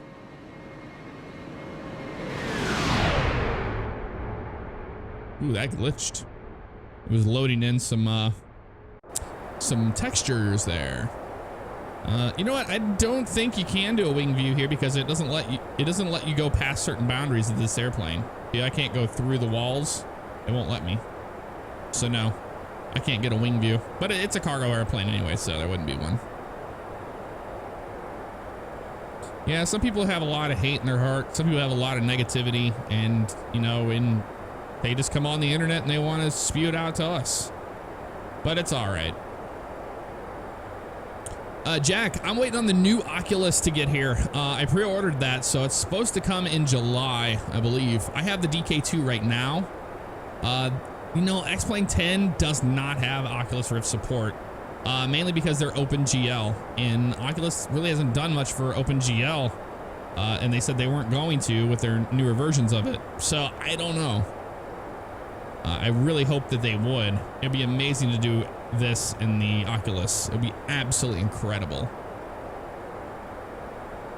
Shane, what in the world are they spraying? What if you need to use the bathroom? You just go, man.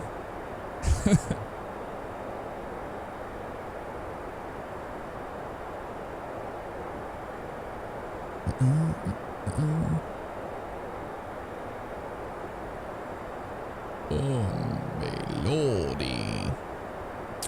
Huge difference, Michael, between the default 747 and this one. Default 747, you get the default FMC.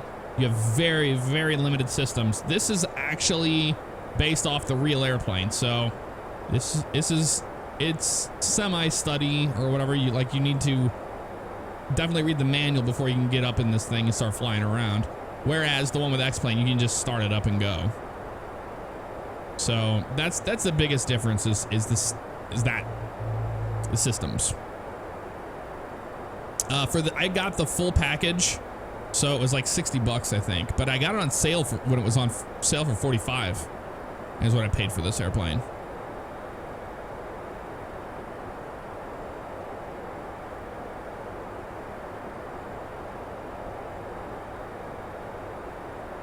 Let's look and see if we can see our top of descent out there. So it's right there after Arnett. Pretty much. And there's RZC there. I need to figure out how to dial in the damn ILS. 110.3. VHF.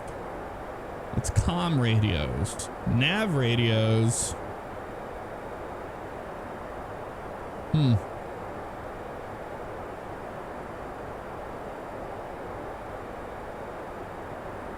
It's got to be inside of the FMC or something. FMC comm. No? ATC? Nope. No route, legs. Doesn't seem to have that. Really interested to know. Oh man, we just got changed with some winds there. And the airplane is adjusting the power for that. But yeah, those are those rain bands that we saw near Springfield, Missouri.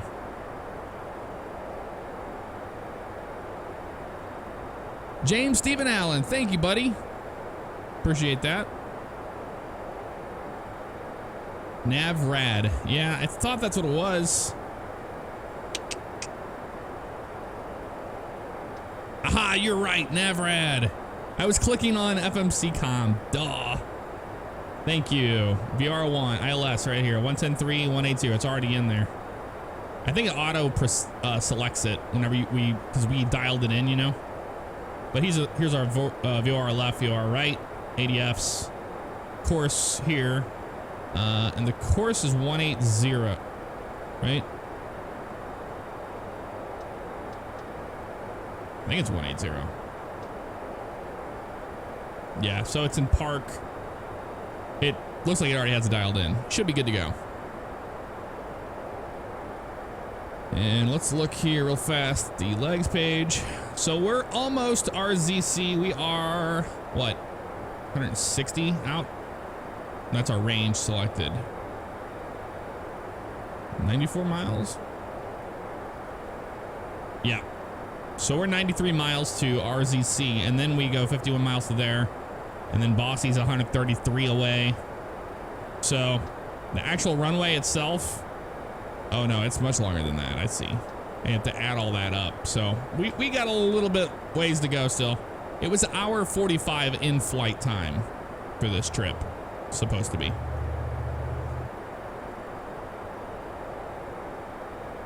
The 747 compared to the PMDG, PMDG is way more in depth. The iFly is probably way more in depth. This airplane has the semi-study sim, or whatever you want to call it. I prefer those kind of airplanes. That's why it drew my attention. I don't want to learn how to pop circuit breakers in and deal with this situation or this. I don't need all that stuff. I just want to have somewhat of a simulation experience and fly. You know what I mean? If an emergency happened and I had to fly a 747, yes, because the 747 can simply auto land itself. You just have to dial it all in. So it'll be good. I think anybody could do it. ATC would tell you.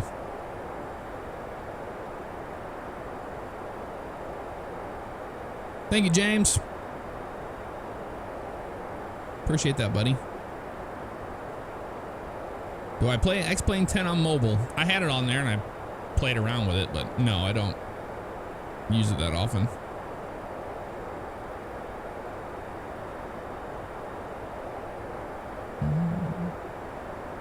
I have flown a 757 level D simulators, those big, huge ones on hydraulic platforms, and it was quite relatively easy to fly.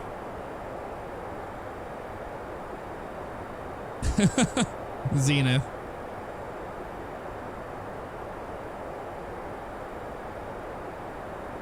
James, I don't use turn signal mods in LSPDFR and GTA. It's really redundant and stupid. And then the moment you don't use your blinkers, people will tell you to use your blinkers, and I just don't use it. I think it's dumb. Same thing with the fuel mod. I record about an hour and then I boil that down to the episode. So the best of that hour session is what you get. And you know, the fuel mod just doesn't make sense. Not for what I do, at least. I do want to get the Flight Factor 767. Yes, I will fly it. I do own it. I bought that just the other day.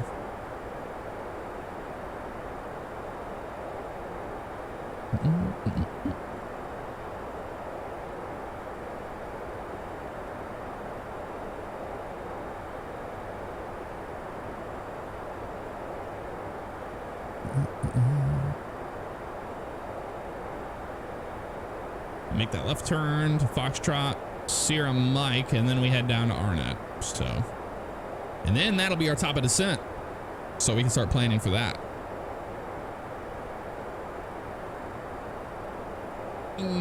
Yeah, I saw the vocal dispatch mod. I haven't used it. It looks like sometimes it doesn't recognize what you're saying. Seems like a little frustrating to deal with.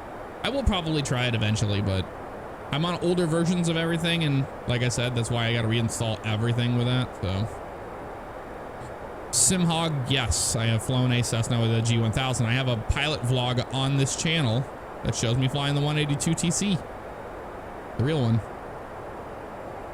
Just recently did that. I did it in an X-Plane too.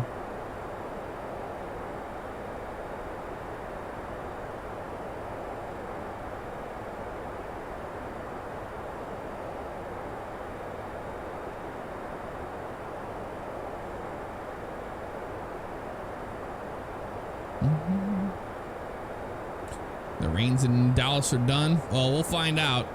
We just looked at the radar a little bit ago and it was crazy.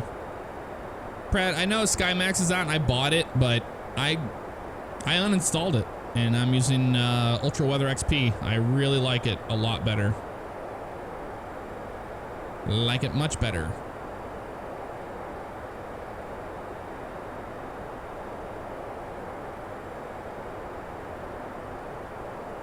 The NASA shuttle aircraft is included in an X-Plane. It came with X-Plane. You can do it. That'd be fun to do, to set that up and land it at Cape Canaveral.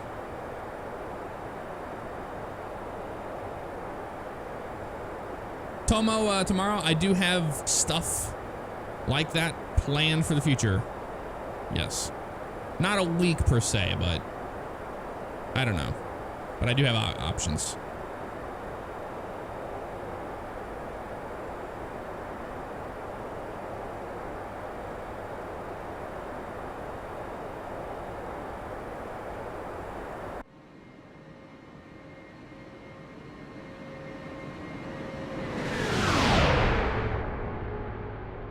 There's the Lake of the Ozarks underneath us. Look at that. Let's go forward. That's the Lake of the Ozarks. Isn't that cool? And then Camdenton and Osage Beach. All right there. And I used to live in Lebanon, Missouri a long time ago out that way.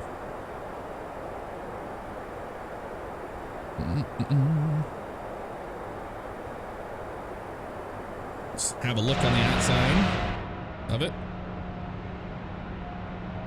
Fly over that Lake of Ozarks. Lake of the Ozarks. There's an airport down here too. You have Osage Beach. Where's that located? Let's find it. There it is right there. There's one of them. There's the airport. I thought there was another one on that side, but I could be wrong. Oh, there it is over there. That one right there. That's Osage. I believe that one's Osage Beach. And that one's there. And then there's a seaport around here too somewhere. Really cool stuff. And Kansas City's off to our north over that way.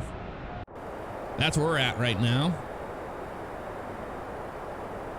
I'm gonna try to get this bank angle to be a little bit different. Bank limit. I want to change that to 15. Well, let's go 10. Yeah, 15. That way it doesn't bank really hard. Because last time we flew over the St. Louis VR, it was like that rocky intersection. It was just like whoom over on its side. Let's turn that a little bit more there.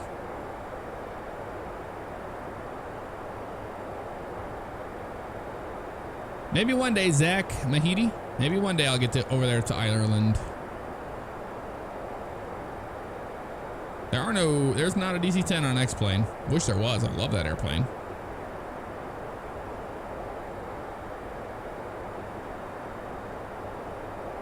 Double that indicated airspeed at 276 knots is not what it is, bro. We're doing Mach 0.859 right now. Okay, and we're doing a ground speed of 467 knots. You don't go by your indicated airspeed at cruise. And we are at flight level 380, yes. We're not increasing the speed. There's no reason to. Mach 0.85 is fast. Very fast, actually. The Airbus is not the queen. 747's always been the queen of the skies.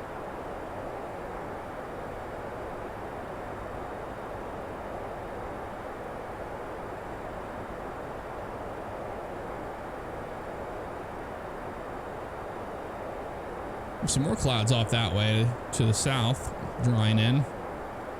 We head over that way.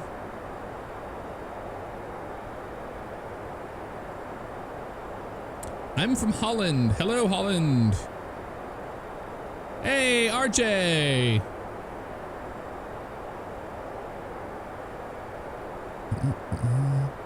Rilo Ken. Give better commentary. There it is, everybody. Sim, no, I'm not going to Sun and Fun this year.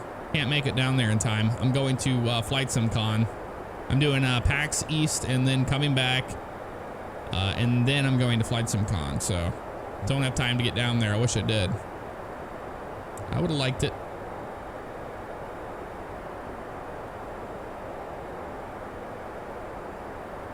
Hello, France. Toby. Hello.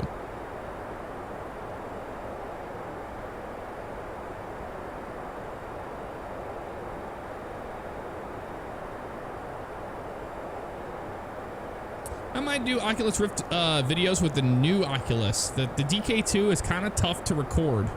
Not gonna lie. It's not the greatest at that. Let's go step back outside. We want to watch the turn.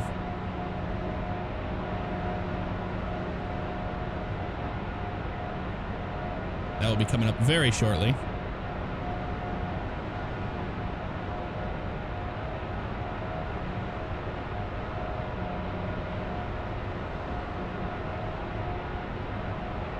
Hey, Andrew, Kitty, how you doing, bud? Awesome. No storms in Dallas right now. We'll see what it is once we get there. The winds are whipping, though.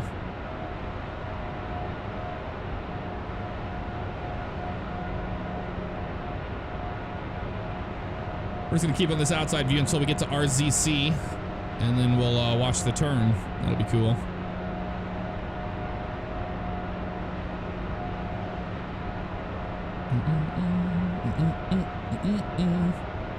The Wright brothers airplane, Jessica? Nope, I don't think they have the Wright flyer in here, but I could be wrong. I'm sure you can download it though. I tend to stay away from freeware airplanes in the X-Plane world. They're just not up to what I enjoy. That's why I buy them.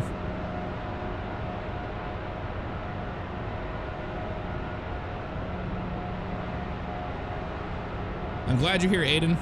Hanging out with us. It's awesome. Here's the turn. Remember, we had that bank limit in here, so we're only doing 10 degree of bank for that turn.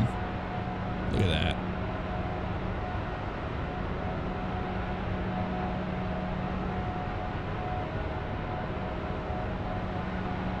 Those cloud shaders are a little jittery whenever you move around. Once they load in there all right, though.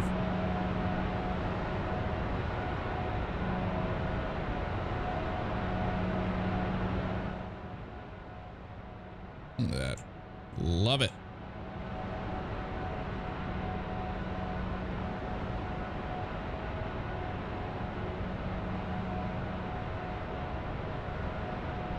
Beautiful airplane.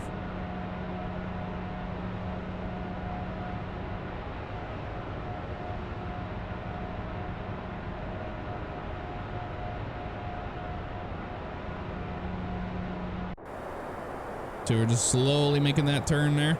We can increase our bank angle to the right if we want. So it'll even bank even more. But it's rolling off now ever so slightly.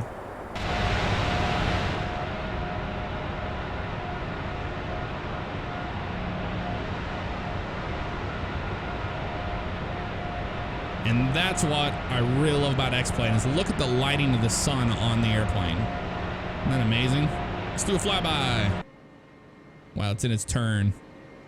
Kyle, seeing David Gilmour was a dream come true. It was absolutely amazing. Blew my mind. Really enjoyed that trip up to Chicago. All right, we'll put our bank back to auto so the airplane can take care of it now. We'll be getting ready for our top of descent pretty soon, though. That will be fun. The number one thing we don't want to do today is crash the airplane, so remember that. Let's look at our reference here. On the approach. VRF flaps 30 is 145. So we'll shoot a VRF of 145 plus 5, give us 150. That's what it's going to be. ILS looks happy.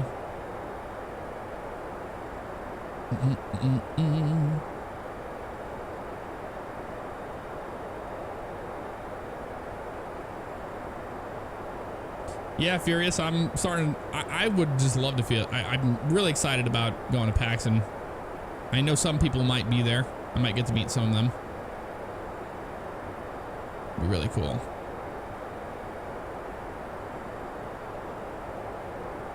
Peter, no time to go out to California today, bud. Sorry, we're going to Dallas. Yeah, the wingspan of the Boeing is longer than the this airplane is longer than the Wright brothers flight. That is absolutely true. Absolutely true. Don't crash the airplane. Well, we will try not to, Smitty. Schmitty.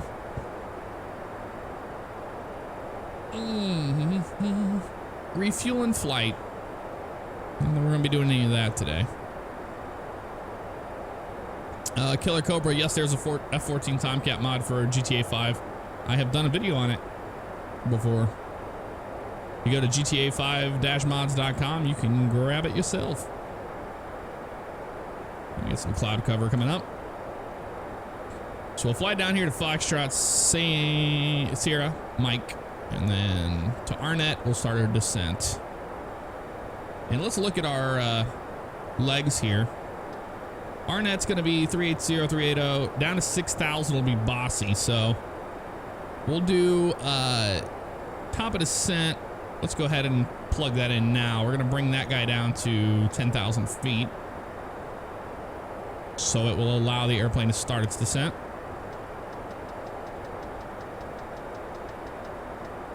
There we go.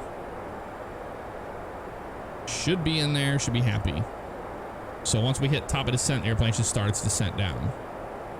Tyson Nelson, I've never been skydiving before. This is I never would do it. I probably would never do it. Why jump out of a perfectly flying airplane? Why does the cockpit looking bad? Cockpit is looking bad. It's not that high quality, but the systems are great.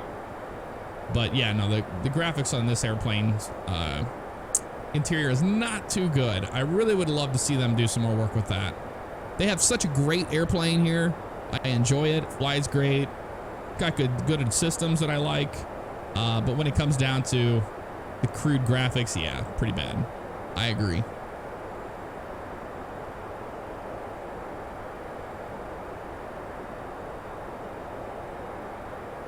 Drew, in a 747, I would prefer light and sunny, but I always enjoy a good challenge of any weather thrown at you. 747s don't handle crosswinds too good, so we'll see. Jack, yes, this is the 747-800 freighter. Have a look-see. Here she is right here. 747-800, and you can tell because it's got the raked wingtips and the next generation engines. You can usually tell those by the, wrong one, by these little shark teeth on the back of the engines. And it has the extended upper deck on the passenger variants. Beautiful airplane. Love it.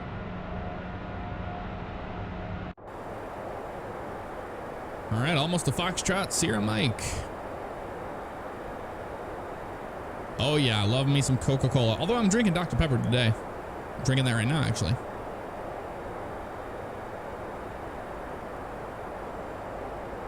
There's the turn.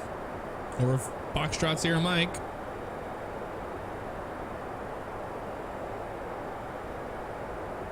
And now we head to our top of descent very soon. Let's look at that flyby view in the turn.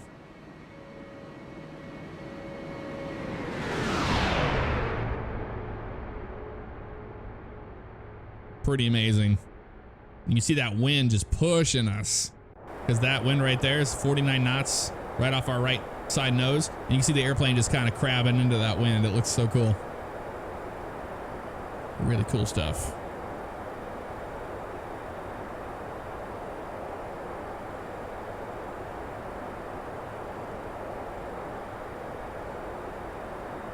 Should start setting up. I don't fly some for them. It didn't look like the freaking flaps were pre-selected. Well, you don't select your flaps so you're landing, bud.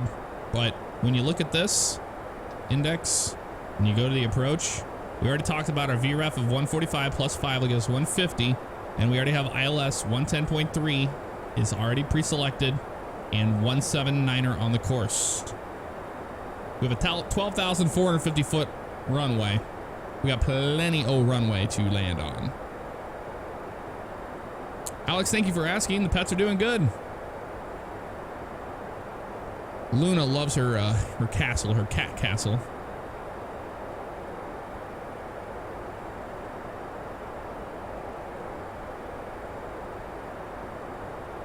Zach, yes, you can fly to Dublin, Ireland. You can fly anywhere in the world in an X-plane. If you get the global version, which I own.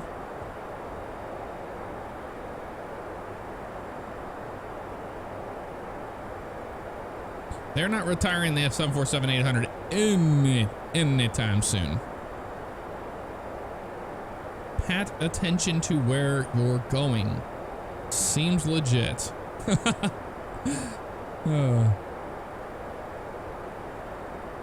Razgriz, no, not now. To fly anything bigger than a Cessna, it's really expensive. When you take the rental fees of a single engine airplane, you put them on a multi-engine, yeah, it's doubled. So you're gonna be paying like $202 to $240 an hour for a multi-engine airplane, and that's just that, you know.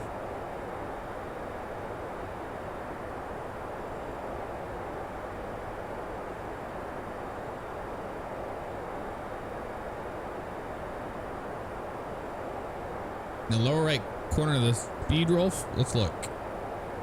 Oh, you have to set that in there pre-selected. All right, well, let's do that. We're gonna do flaps 30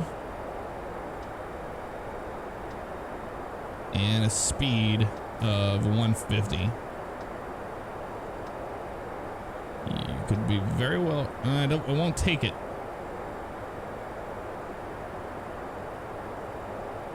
Let's go flaps 30, see if it takes that. Nope. I don't think that's modeled in this airplane. I could be wrong, but let's look and see. On approach. Approach and landing phases. Yeah, land 3. Approach ref, here it is. Descent. Let's see if this provides for blah blah blah blah.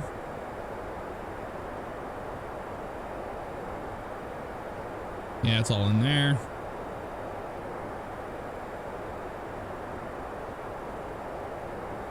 On land 3. Yep. I don't think it tells you anything about that in there. I don't think it's modeled. I could be wrong. No, Nightbot's been doing their job. They've been doing good. We have a dog and a cat as our pets, Cam.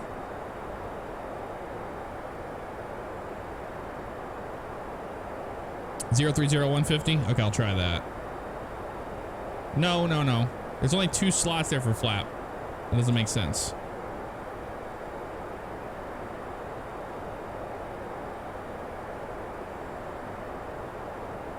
Yep, we're going. We departed out of Indianapolis and we're headed down to Dallas, Fort Worth, Texas.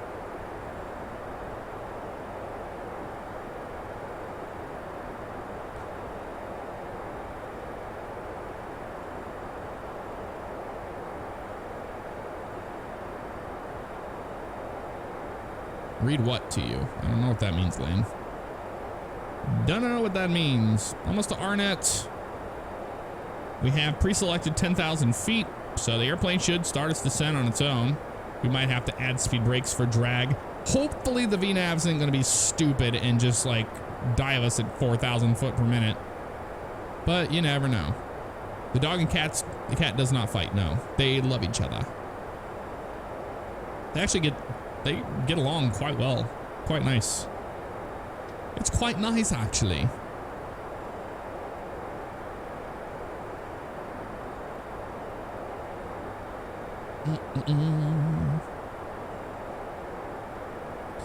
The combat medic, yeah, airplanes can look very confusing. But what you do is you learn one panel at a time. So learn what all this stuff does, learn what that does, learn what that does, and so on and so forth until you familiarize yourself with it. And then just kind of go through the manual and watch how they want you to perform the operations, and you kind of just get it down.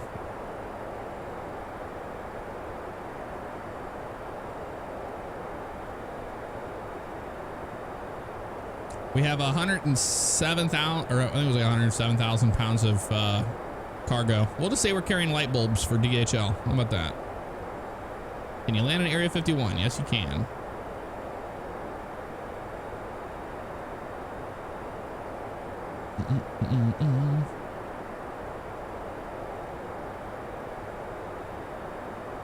Well, currently right now we're 140 miles to Boise, and Boise is going to be the start of the arrival of the ILS into Dallas. So that should give you an idea how far out we are. We're probably about a good I don't know, 180 miles away.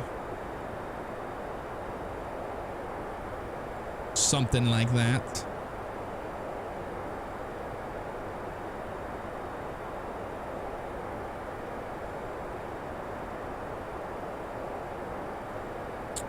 Da-da-da-da.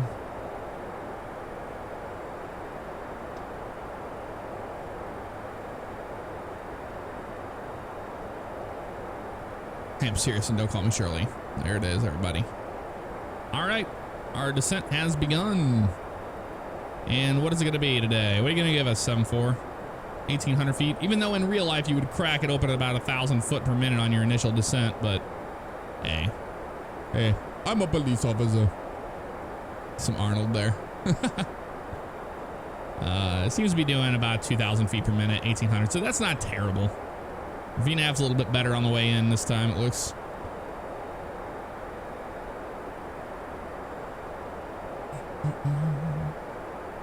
So we began our initial descent into Dallas, is what they would tell people on board the airplane.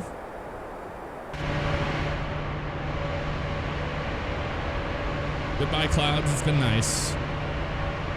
That sun. That sun, though. How's the weather looking up there? Got a window washer. Let's look at the let's fire up the radar one more time. Let's go look. T-Dow.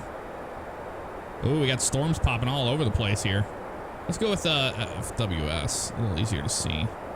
Got a line of storms down south. The airport is right there. So we're gonna be coming in from the north, and let's put these in motion so we can see the storm motion here. Looks like it is just going due west or east, sorry, northeast. Ooh, that one's headed right for the airport. This set of cells right here, if they just start turning bad, we'll have to fly around those. But for the most part, not terrible. But yeah, we will definitely have some storms, but looks like the worst of it's down south of Dallas right now. Thank you, Andrew.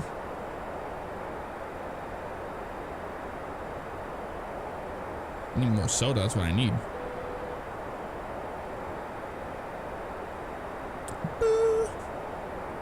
FMC message saying drag required. All right, we'll bring those speed brakes back to help out.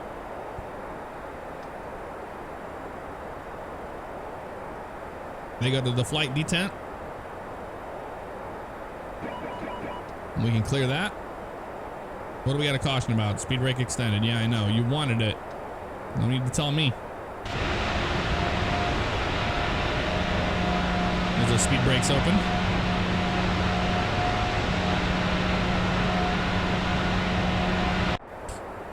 All right. We appeased it on that one. It's happy now.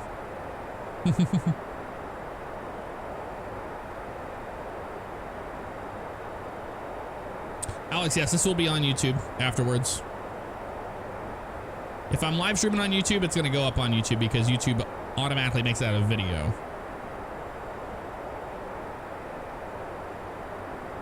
Can we have a Labrador?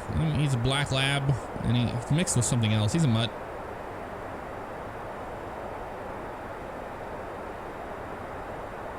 Yeah, those shaders flickering are kind of annoying. I agree. Oh well. Yep, now we have speed brake and thrust. That's smart of the airplane, right? It's like, hey, I need drag required, but I don't want that much drag. I'll add power. I'll add thrust. Seems totes. We'll just maintain, we'll just keep the speed brakes in the flight position for now. All the way down.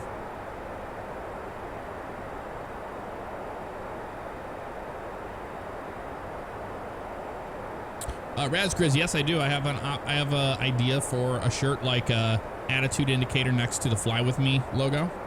I think that'd be pretty cool. Drew, our alternate airport was Houston today, India Alpha Hotel. We did that in the pre-flight.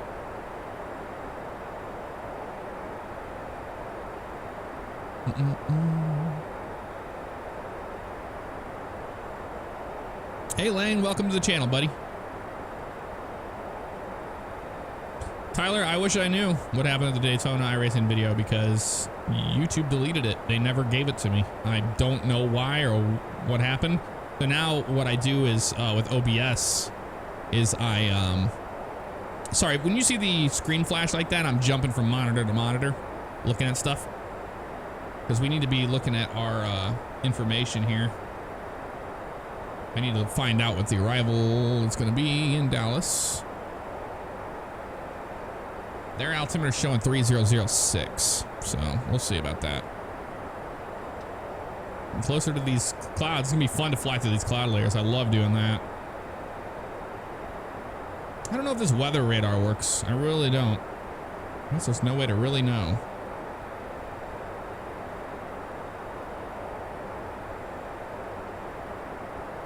TCAS, all that. This is the weather. We have all set.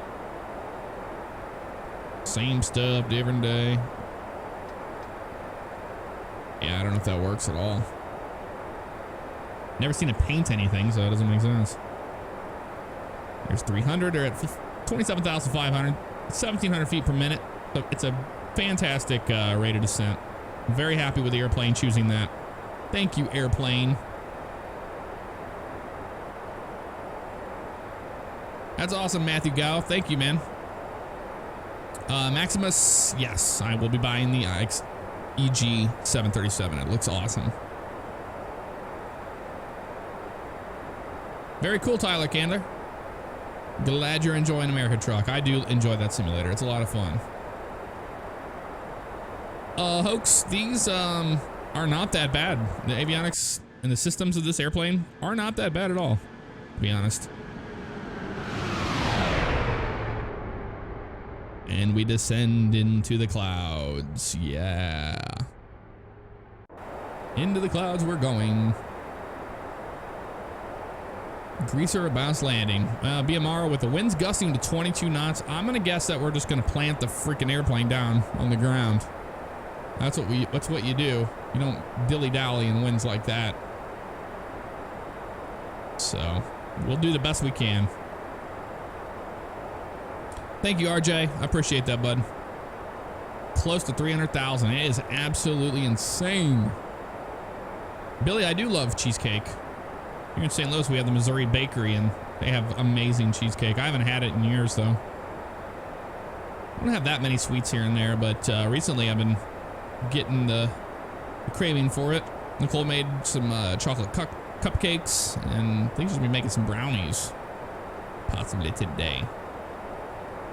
Daniel, I prefer water-cooled. I run a water-cooled so I can overclock and I don't ever have to worry about the fans being too loud and everything. 58, there it is, everybody. There it is.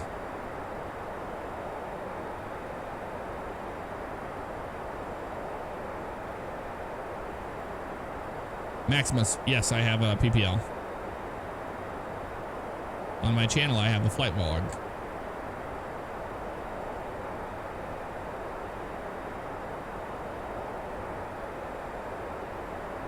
Sky Cruiser, I would say the same to you. Why not X-Plane?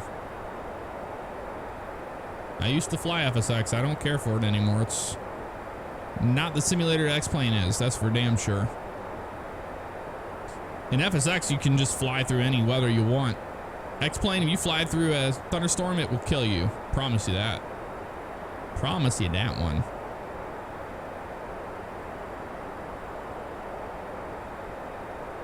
Oh, Alienware? Ugh. Overpriced. That's what I think of it. It's quite expensive, and you could build it for half of what they want. But hey, if you don't want to build your PC, I understand. It makes sense.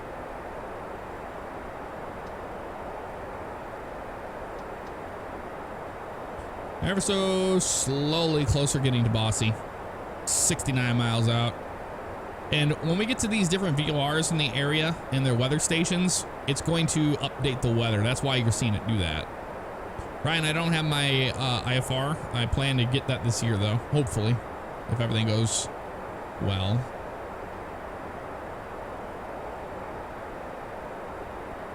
A fuel index, you mean like a cost index? A company will give you a cost index to enter into the FMC, and it tells the computer tells the engines how much thrust to give it and all that to save fuel, save money. So based on the cost index they want you to fly is what it's all about, to save money, because that's the bottom line with an airline.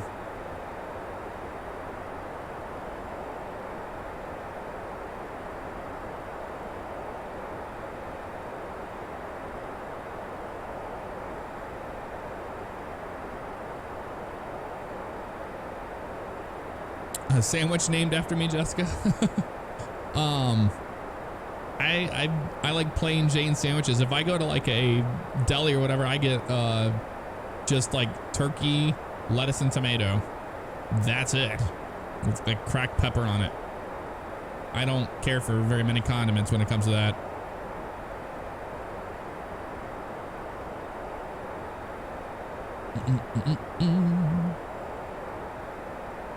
Never got Midwest Airlines cookies. Nope.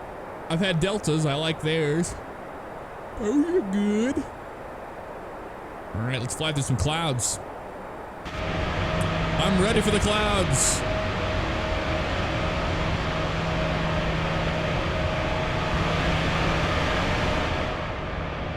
My body is ready for the clouds.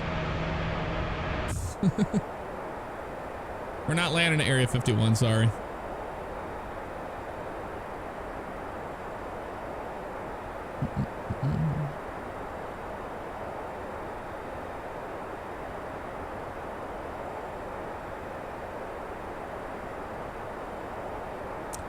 Antoine, the crew? Probably not. That game just pissed me off in many different ways. I was hoping it was gonna be something else, but never did.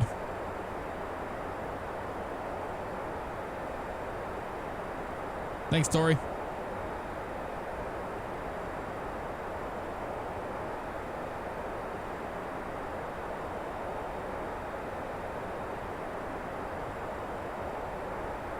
Lunch is now. You guys should have eaten lunch when we were up at Cruise. You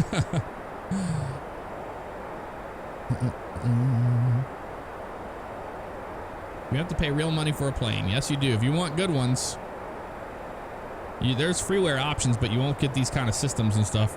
I love ultra weather. Look at the, you just get a real good sense of speed of how fast you're going. We're at Mach 0.62 right now with a ground speed of 358 off the clouds. I mean, look at that. Whizzing by those suckers.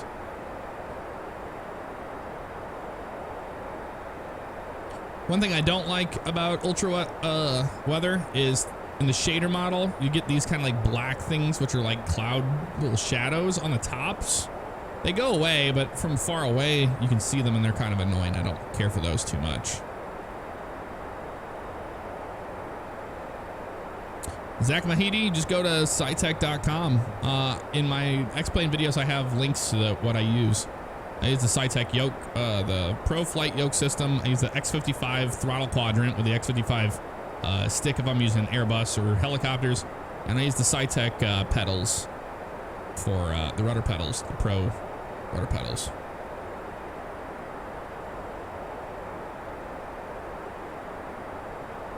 Is there an ISIS in your plane? There it is. Hey, Patrick. Good to see you, man. It's been a long time. Been a while. Frame rate? No, the frame rate's not bad. It's like, it's gonna be, no, it's about the same it's been for a while, but it's not bad.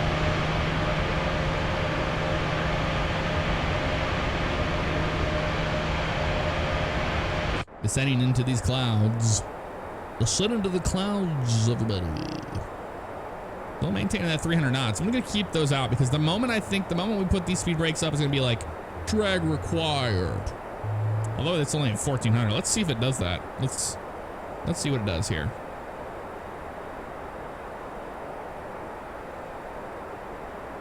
Let's see if it shouts at me to do drag required. Oh yeah, we're starting to get some frame rate drop a little bit there. Never talking anymore. You shut your mouth. Been really busy, man. On the side of the road pretending to do radar, but watching me. That's awesome. Thank you, Jared Dininger. Appreciate that, buddy. Hey, Liam.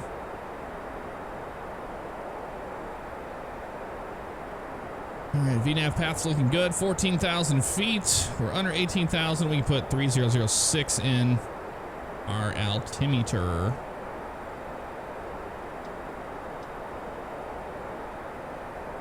.3006 is set. Yeah, we're getting some frame rapeage now. Engines are at idle, still holding 300 knots. We got to slow down to 250, so they got to be bringing that nose up soon. And there's Bossy intersection there, so we're getting close.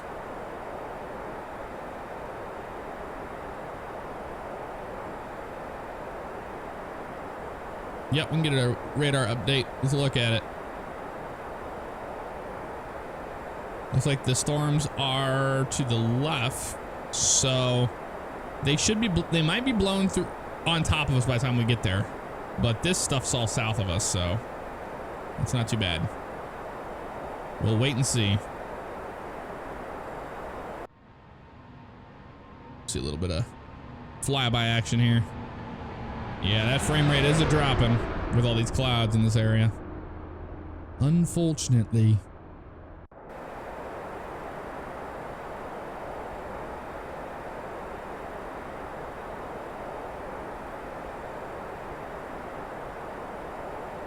I know to bring the MCP down, guys. We're only at 12,000 feet. We're descending down to 10,000, and then we're going to go down to 6,000. Per what it says here on the legs. So 6,000 is there, 5,000, 3,000. 2,300 is going to be the last final approach fix. So we can actually put 2,300 in there. That way I don't have to mess with it later.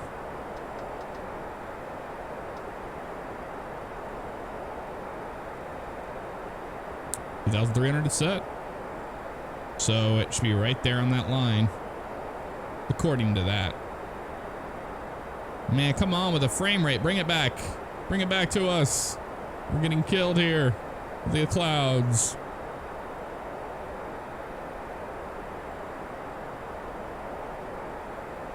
Okay, 11,400. Once we hit 10,000 feet, guys, I'm going to be going back to a sterile cockpit. I'll be not watching chat. I'll be flying the airplane and dealing with all that because we're getting ready to go through the clouds right now. We are in the soup, as they say, getting frame raped.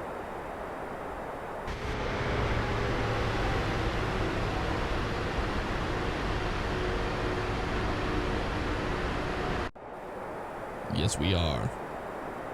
There's 10,000 feet there. Let's go ahead and turn our landing lights on.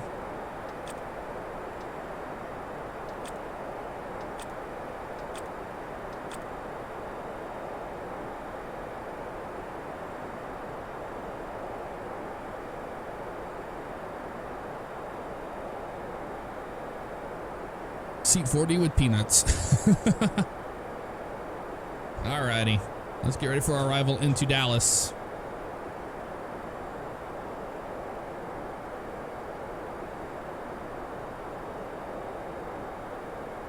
To 85 is going to be flaps 1, so we're actually going to go flaps 1 here at about 10,000 feet or so.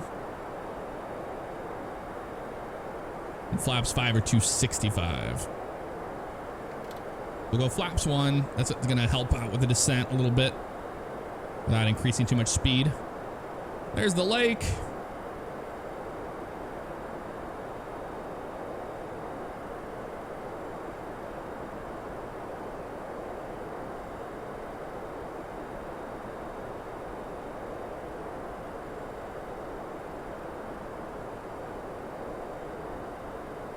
Okay, flight level change, good. Ooh, yeah, it's pretty dark and dingy here in Dallas. All right, but we got our frame rate back. That's always nice. One last flyby. Oh, look at the storms in the background. That is so cool. Whoosh. We popped right through those bad boys. We did. Bossy's off our nose. 226. Looking good.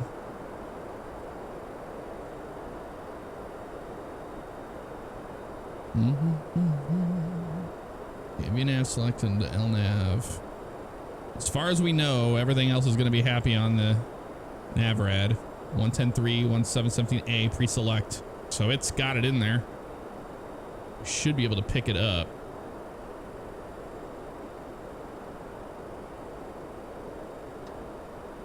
Going to VOR mode.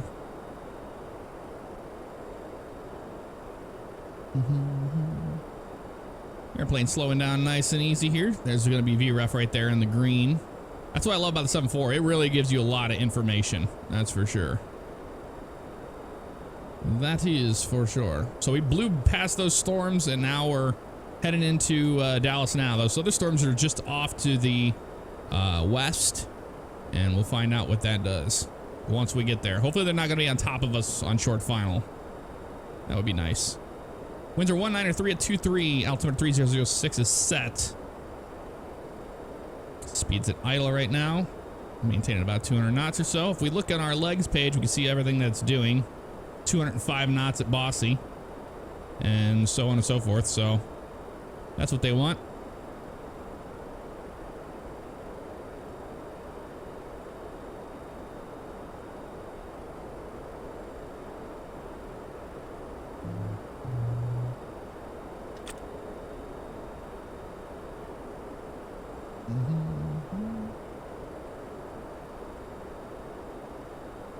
It's all good there. We'll go to local mode here in a few moments. I'm going to still do the VNav deal right here. But as of right now, I want local to come up. And I'm trying to figure out how to get that on here. EFIS must nav freak. Okay, I got you. We'll stay in map mode then. They're showing us the LNav path. We're hitting some turbulence. Let's go flaps 5. A little bit of clouds in the area here. Airport's off that way. A little bit of cloud cover starting to pop up here.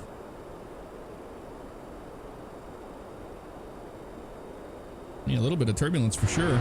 Those wings bounce.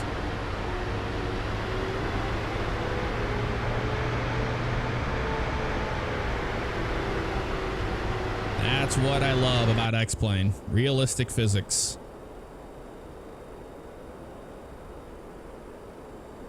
There's 185. You want to be right around about 180, 190 when you intercept an ILS, so we'll see if we can pick up VR loc. That's the real question here, is if I can pick up loc mode here. We will find out, because I'm not sure what's going on with these triangles in the localizer mode, but it should hold this heading right here until we intercept. And then once it does, we can fly the glide slope to the auto approach. I mean, I pretty much doing a visual approach, but since this is a training flight, I am going to be shooting an ILS the best I can because I need to learn how to do it. Need to learn how to do it.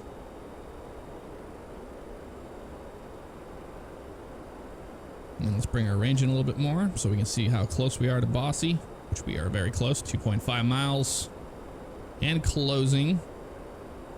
But I don't see these guys left or right, which is kind of strange, to be perfectly honest with you.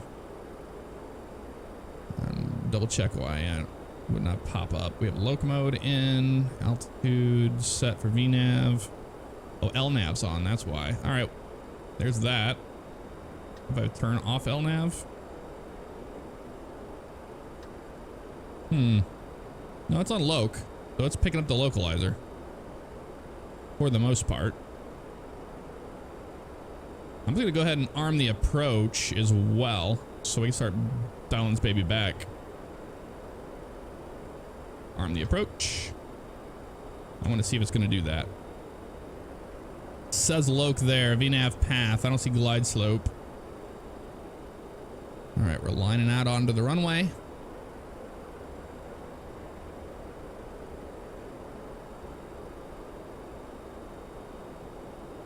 Yeah, the ILS is tuned. I don't understand what else it wants from me. There's ILS there, 110.3 and 177A. It's A, so it's selected. I've got the runway in sight. But yeah, we're just doing LNAV for right now.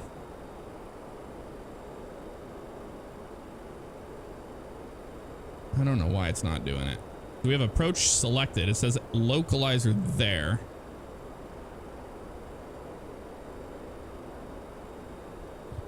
It's been changing the course on us the whole time. It says 177.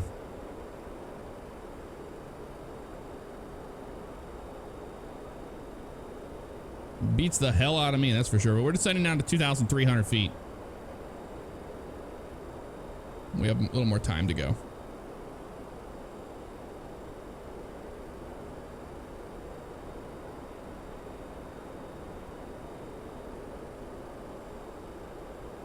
Hey, thanks, RJ. Rilo Ken. All right, there's our runway right there. In sight. These clouds are popping out of nowhere, though. I'm about to say, once we get to 2,300, screw it. We'll just do a visual approach. I'm not really sure why it's working like that. Identifier tells us there, DME is 13.9. It's picked up the localizer, but it doesn't seem like it says anything about a glide slope. I don't know. VR, mode, all that jazz. Not really 100% sure. All right, let's get our speed.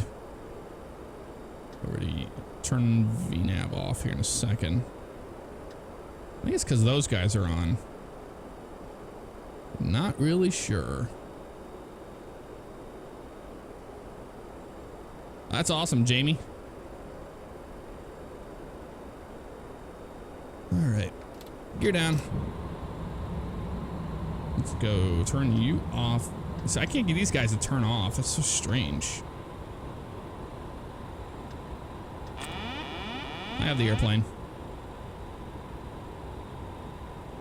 Auto throttle disengaged. Yep. And nose lights coming on. Auto brakes going to 2. Auto brake 2 set. Speed brakes are forward, armed. Well, they should be armed. We'll find out, won't we? Let's go flaps 20. Get back up on the glide slope.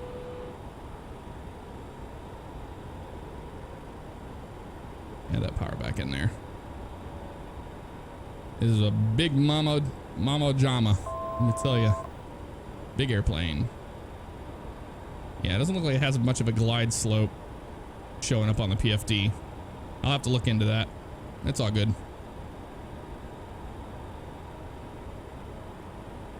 Get back to 160 knots here, people. There we go. She's stabilized now.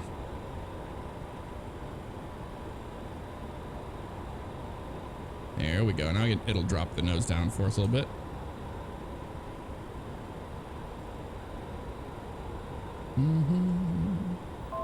Tad high, just let her come down. Or so slightly, pull that power back a little bit more. Flaps 30. I wanted to make sure this damn speed brake is going to be fully forward. I don't trust it. All right, we're all right now. Now I can just let the plane kind of settle onto the glide slope, which it's doing there. Need to slow down to VRF here.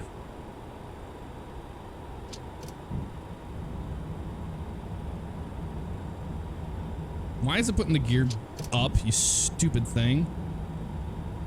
That was strange. I don't like the sound of that. Now, screwing with that, mess with our approach as usual.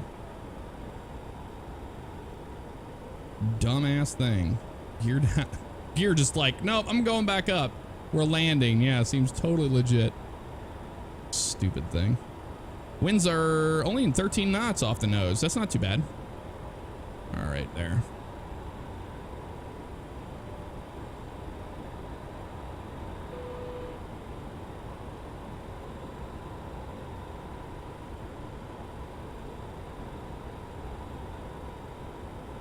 Just letting her settle a little bit here. Never landed this airplane. This is the first time. First time for everything. This is definitely one of those moments. A little bit more trim back. There we go. Let the plane settle. Because 500. Seems like once it gets on that pappy light, it's going to be a little crazy. 400. So we're just going to keep it right about here. Oh, there's a plane taking off. Look at that. 300. Never get traffic, and so it actually worked. That's amazing. 200. 200. Looking good now. 100. 100 above. Landing. 50. 40. 30. Start the flare. 20. Minimum 10. There's that shit rain immediately. There we are, and we're down. We are down. Reversers. 4 green. That fucking rain texture is terrible. I know you can turn it off. 60 knots. All right, come on. Remove those auto brakes. They're off.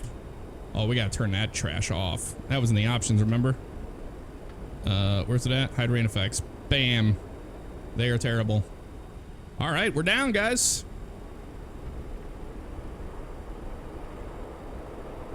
Miles, I know the airplane's tall. It's all good, man.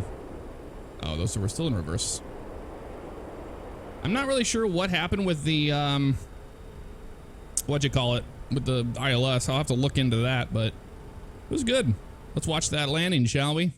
Let's watch the landing, shall we? 1,000. All right, play. Go to the runway.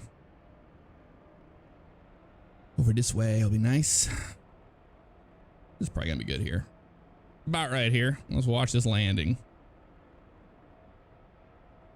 Oh, the lights are frozen. V2. That's strange. V2, there it is.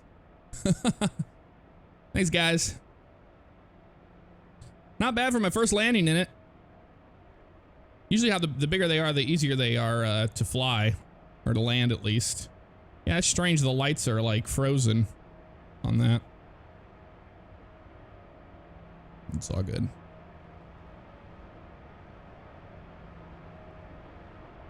Here comes the flare here. There we go. Just kissed it. Rotate. Rotate. You shut your mouth. V1. V1. 80 knots. That big, beautiful bird is down.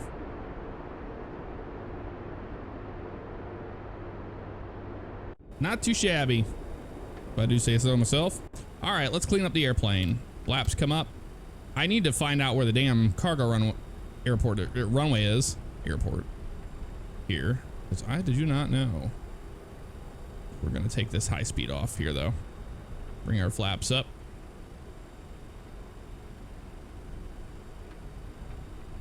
Hard landing, yeah. It's a landing. Every landing's hard. You're crashing an airplane at a controlled rate into the earth. All right, that looks good. Flaps are coming up. Fantastic. Speed brakes. I'll leave this for now. What's the FMC want? Select approach. What does that say? Vel approach. Yeah, I need to learn a little bit more about the Boeing systems on that. Prepared. Get out of town. I don't care about the graphics. Physics over graphics for me. I'm sorry. You can have your eye candy, but prepared is like or FSX. I've never used prepared, so I can't say, but I'm pretty sure they use the same flight dynamics as FSX. Let's open up our chart here and find out what we need to do here. So there we go. Not always about that. Okay. Let's hold the brakes so that thing doesn't freak out. We need to open up our diagram again. Let's do that real fast. What's it? KDFW airport diagram. Yeah, this is the one we had. Let's look at it. We just landed on runway 17 center here. And we come down here. American airline hangars there. East Air Freight right there. So it's off our left side in the back corner.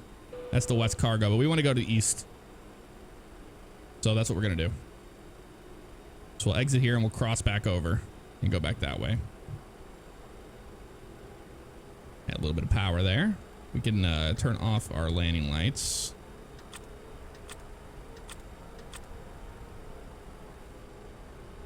All right, let's get you guys back up so I can actually see.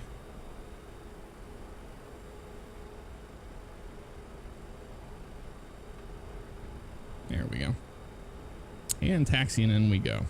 All right, so we got to cross runway 17 center and then make the left across. All right, we can do that.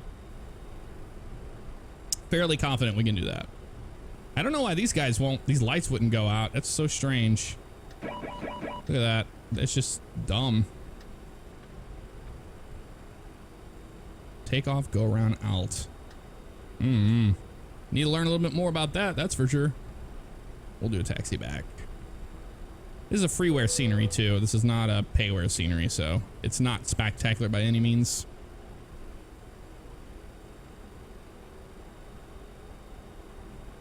We gotta make that turn. That's gonna be fun. That's gonna be real fun.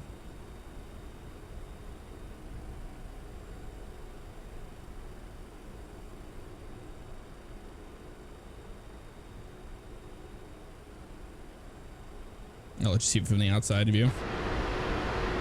That we don't actually run into the grass. You just have to get used to the... See right there? But it looks like we're running into the grass. That's just what it always looks like from the outside view. But that's how you taxi this bad boy. Let's hold short here, make sure that the runway's clear. Because we actually have traffic to worry about now. Never had to do that before. That was cool seeing that airplane depart. That was really neat. Did not expect that. And there's the cargo ramp down there where FedEx is located. That's where we're headed.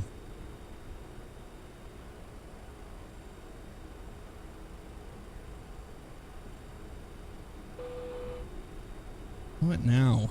FMC, shut up. Unable cruise altitude. Clear. Delete you. Clear off there. Thank you. We know the auto throttle is disconnected. We did it. Altitude alert. Turn off.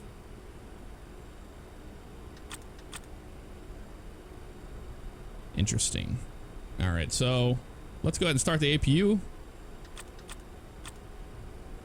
We're on the ground, and we're going to make a left here and take this down to the ramp. We will, we will.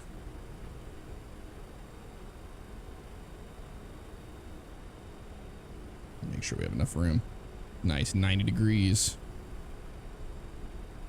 90-degree turns.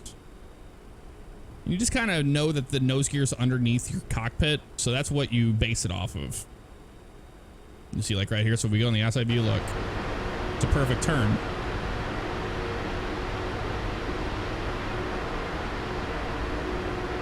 Because if you look on the side, the nose gear is actually behind the cockpit. So as long as you know that, it's a really good reference to have for taxiing this big, beautiful girl.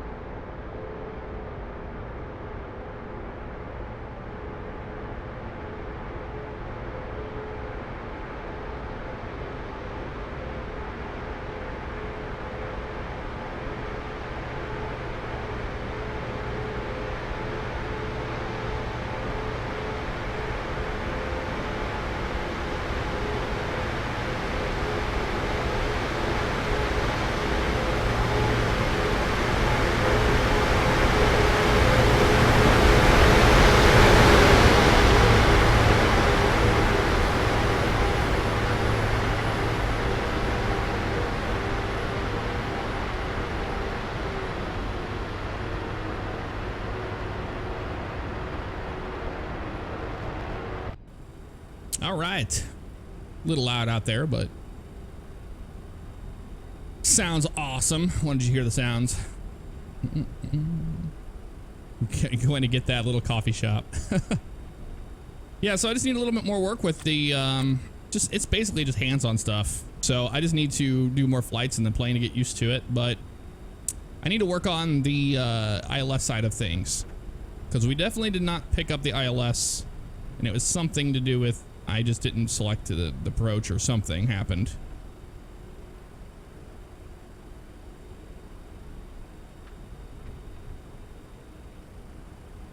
Headed down here to the cargo ramp. To the cargo ramp. Reject, cancel, and accept.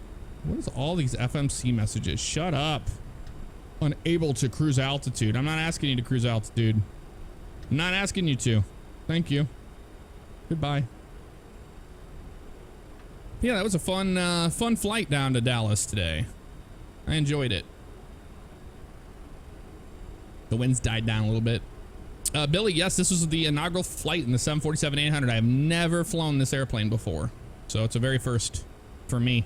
I took off out of St. Louis, and it was really late at night. I was just testing the systems on the ground to taxi to takeoff, and all was well. So I was like, well, I'll get to it someday. Studied on it a little bit more, and here we are. Doing all right. Hey, Cullen Alley, thank you, buddy. Appreciate it. Yeah, we're in Dallas. Dallas, Texas, where we just landed.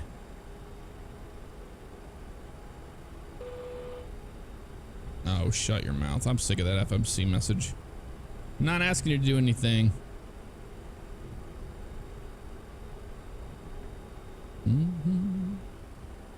slow down here for this turn. Last thing you want in a big ass airplane like this is to enter a taxiway way too fast.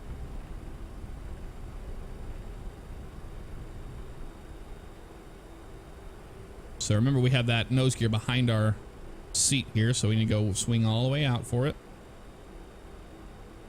And we'll just do a turn from inside. And you'll know if you hit the grass. If you hit the grass, it will make noise and stuff and bounce around like crazy.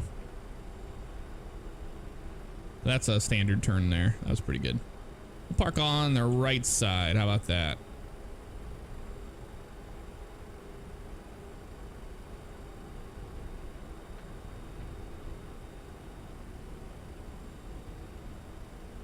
In fact, we'll say we already see our marshaller. We'll kill our taxi light.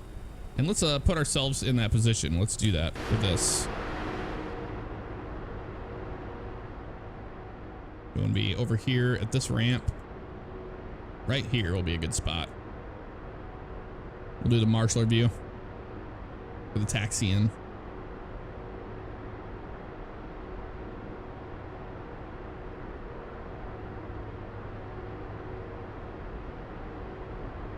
Thank you, Andrew Nelson. Appreciate that, buddy.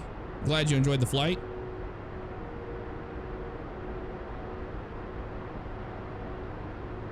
Let's marshal this bad boy in.